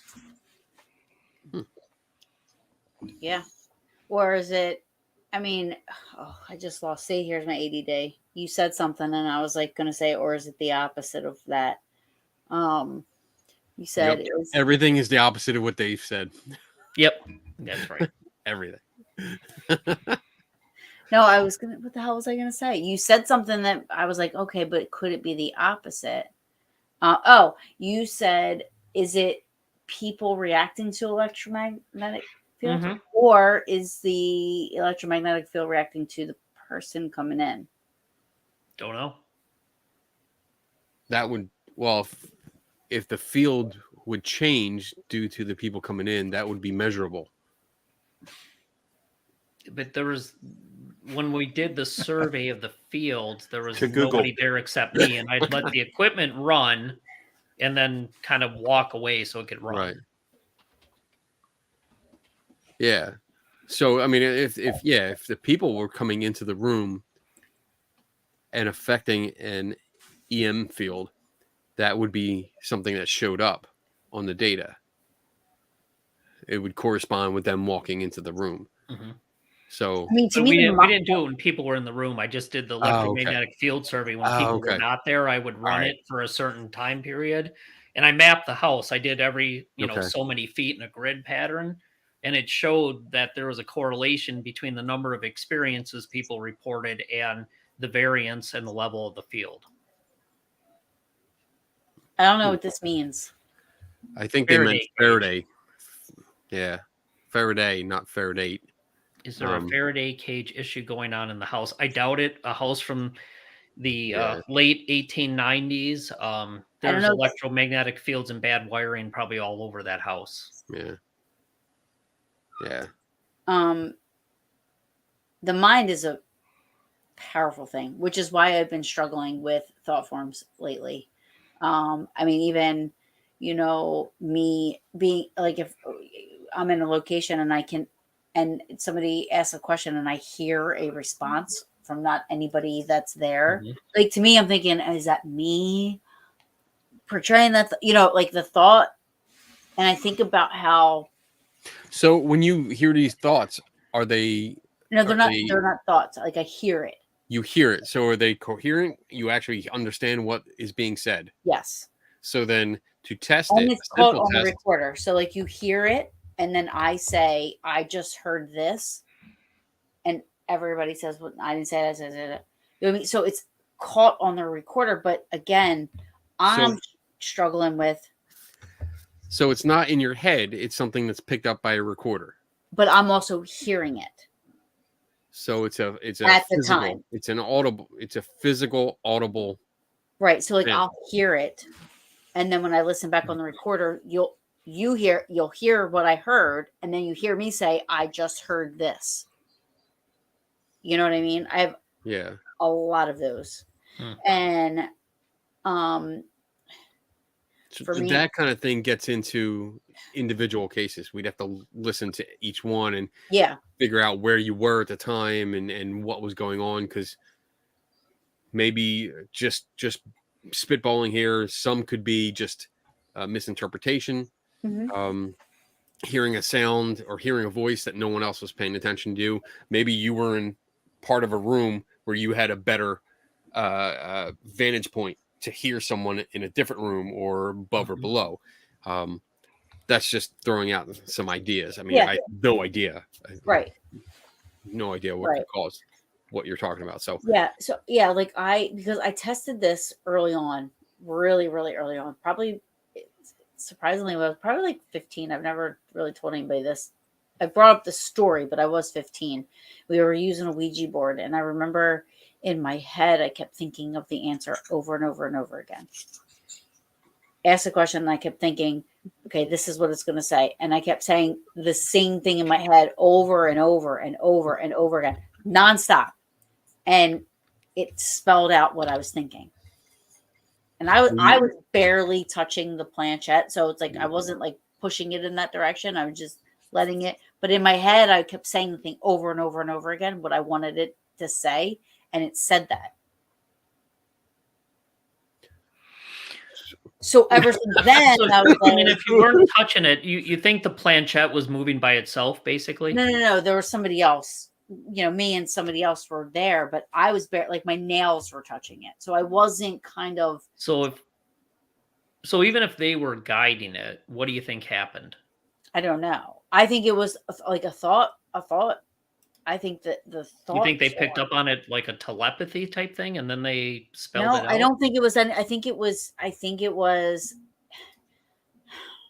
For lack of better description, I think the energy from my thought form probably made it. I don't know what happened. Why did it say what I was should thinking? ask Lloyd about that when he's on your show, because I think the energy, like, because that's all I was focusing on. I just kept saying the same thing over and over again. See, with the details that you're giving, my first thoughts will automatically go to the idiomotor effect. You were on it. You were participating. If you were not, and it did that. No, I had my finger, Yes. I had my nails on it. You know what I mean? Like I was You were still participating. Yeah. So there's a chance that you could have influenced it. If you were not on the board, if you were not participating, and it still spelled out exactly what you were thinking, that would be more impressive. I don't think it was paranormal. What do you think it was? I don't think it was paranormal at all. I think it had something to do with my thought form, like the thought. But that would be considered paranormal these days, wouldn't it? No, I don't think so. What do you mean by thought form? I think this is a whole like mind over matter, or actually like a physical. What is that? Like I don't think it was ghost. I don't think it was paranormal. I don't think it was spirit. I don't think anything. I think if your mind can convince you that you're pregnant and you actually show signs of being pregnant and you have symptoms of being pregnant, but you're not. That's a physiology. Yeah, but still, like where's the limit? I think what we need to establish is what you mean by thought form. Are you talking like the Philip experiment thought form kind of thing? Or are you talking just that you were thinking so hard that something happened? I mean, if it wasn't an idiomotor effect from a parapsychological perspective, it could potentially be psychokinesis, mind over matter, or you could have potentially telepathically told whoever had their hand on the thing and they moved it that way. That would be a parapsychological alternate hypothesis to the idiomotor effect. But how do you prove which one that is? That's the problem. Right. I called this topic for next show. Oh, Jesus. Tim stealing topics again. I'm writing them down. I notated Damn it, it. Vickers. But that's what I don't think it's paranormal at all. I think it's your mind. And I struggled with this. I've been struggling with this for a while because I'm like, okay, if it's my mind, then are all of my EVPs I have like totally like thrown out the water. You know what I mean? Like again, ask Lloyd about that, and then ask him about the orb camera experiment he did. It's an interesting experiment. Yeah. I think that's a good question though. And I think that it showed, I like that you have that introspection and to willingly be able to go, all those great EVPs I had, are they out the window because there's another hypothesis of how I might have got them? But in reality, if you think about it, claim that people can get EVPs when people are sleeping and dreaming, and it's in their voice. If you think about that, even though let's just say that that's the way it happened, and it's not a ghost, it's still pretty fucking cool that you can imprint your thought onto a recording device if that's what happened. True. Yeah, it really is. The stone tape. Stoned. Oh God. What do you say? The stone tape. Stone tape theory. Oh boy. So I mean, I like that. I like that. I like that you question that, and even bring the first thing you do is question the information that you have. And to me, that's where it's interesting, though. You could do everything from idiomotor, normal psychological explanation, to maybe a parapsychological explanation, to something we Right. don't know about at all. Yeah. But how do you design an experiment or something to prove which one Hmm. it is? And can you repeat it? Woohoo. Go write that down too.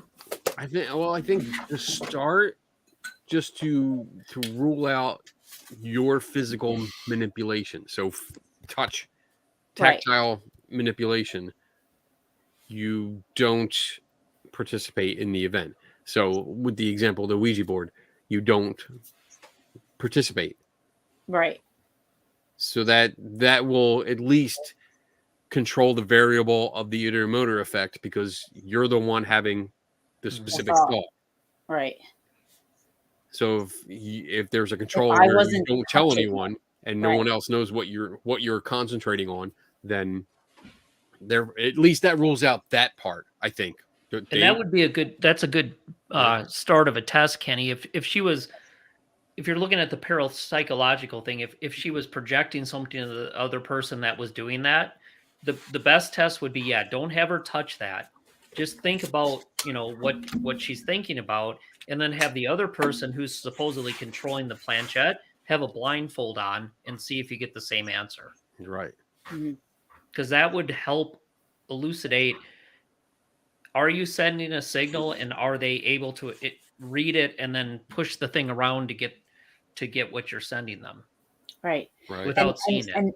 And that would totally then, that type of a thing, like if you could prove that the thought forms could do that, that would be I think across the board. I mean, you would. I think the first thing, and I'm just saying this as a recommendation, the first thing you need to do is get out of the habit of using that term, because I think that term is misleading.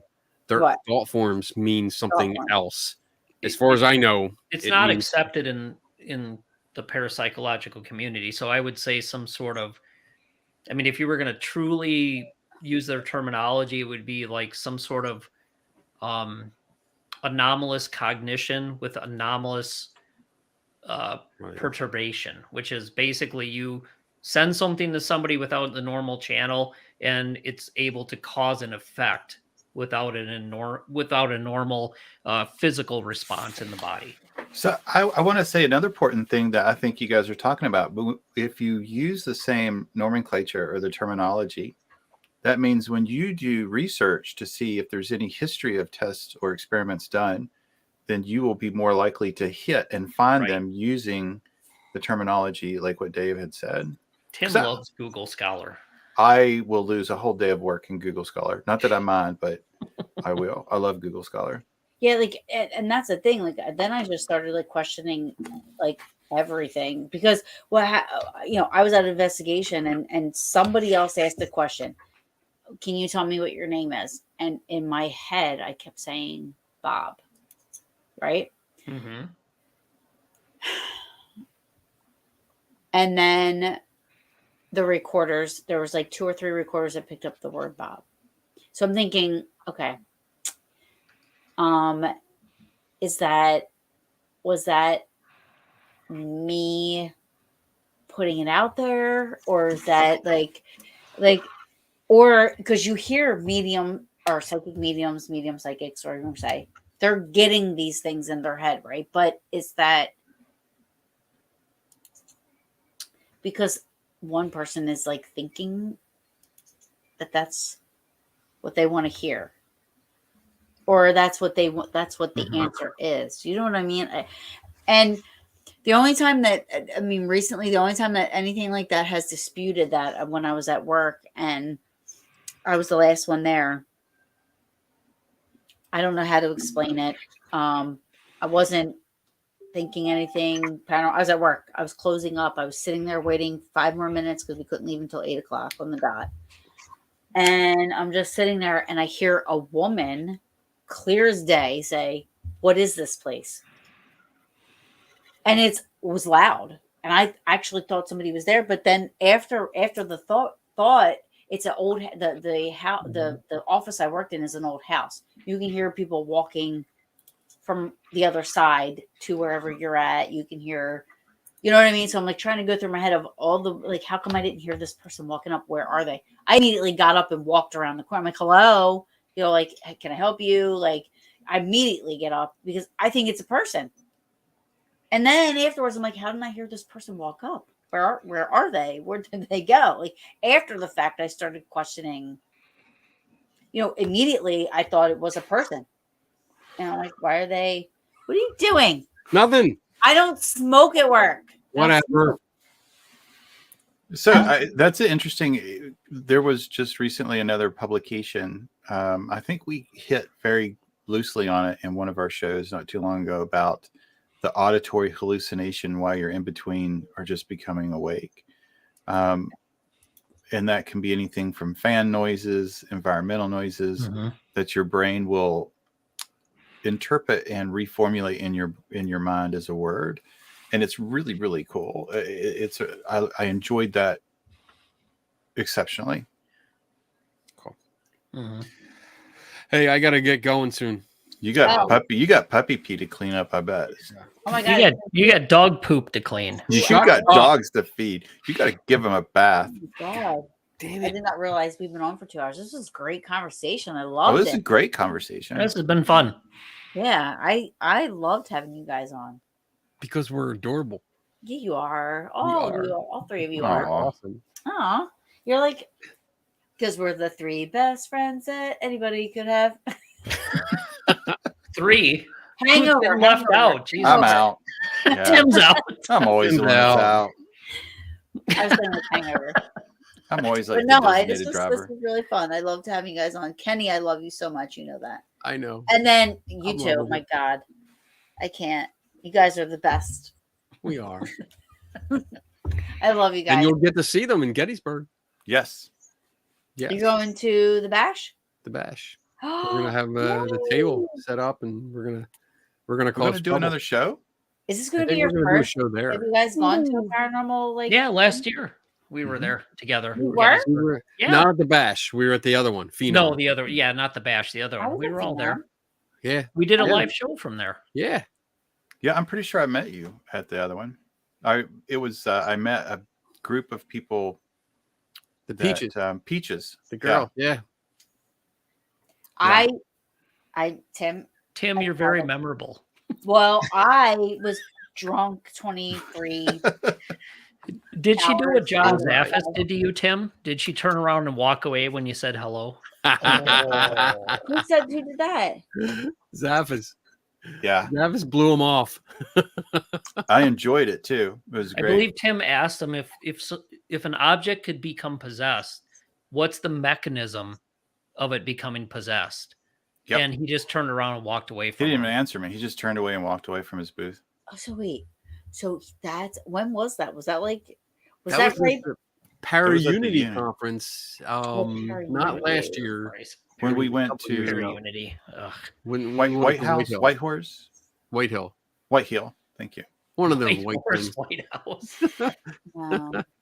Because White Road. at this last year's Phenom, he was when he was on stage with everybody, he seemed very angry. It's because Tim was there. I was wondering if it was He saw Tim and was like, "Fuck this place. I hate it." I was wondering if it was Halls. Nah. There's Vickers. I'm gonna Vicker that motherfucker. Mhm. All right, guys. All I right. gotta wrap up. I gotta go. Okay. Hey, thank you so much. This was so much No, fun. thank you. I hope Yep, you guys thank come you. on again. I loved Yes. having you guys. Thank you so much. You guys are the best. We are. Oh, You are. Good night. good night. Oh, hold on. Oh, wait. Oh, you ruined it. She didn't stick the landing. Is Tim running the outro here? This is me. This I is can't where do Tim it. fails. Look, I You put it can't up, but do it's it. It's behind got to us. be an overlay. I know. We got to put it in the other Oh. category. You got to upload it into overlay, and then it'll cover us. All right. I'll do that for the next time. All right, everybody, freeze frame for ending.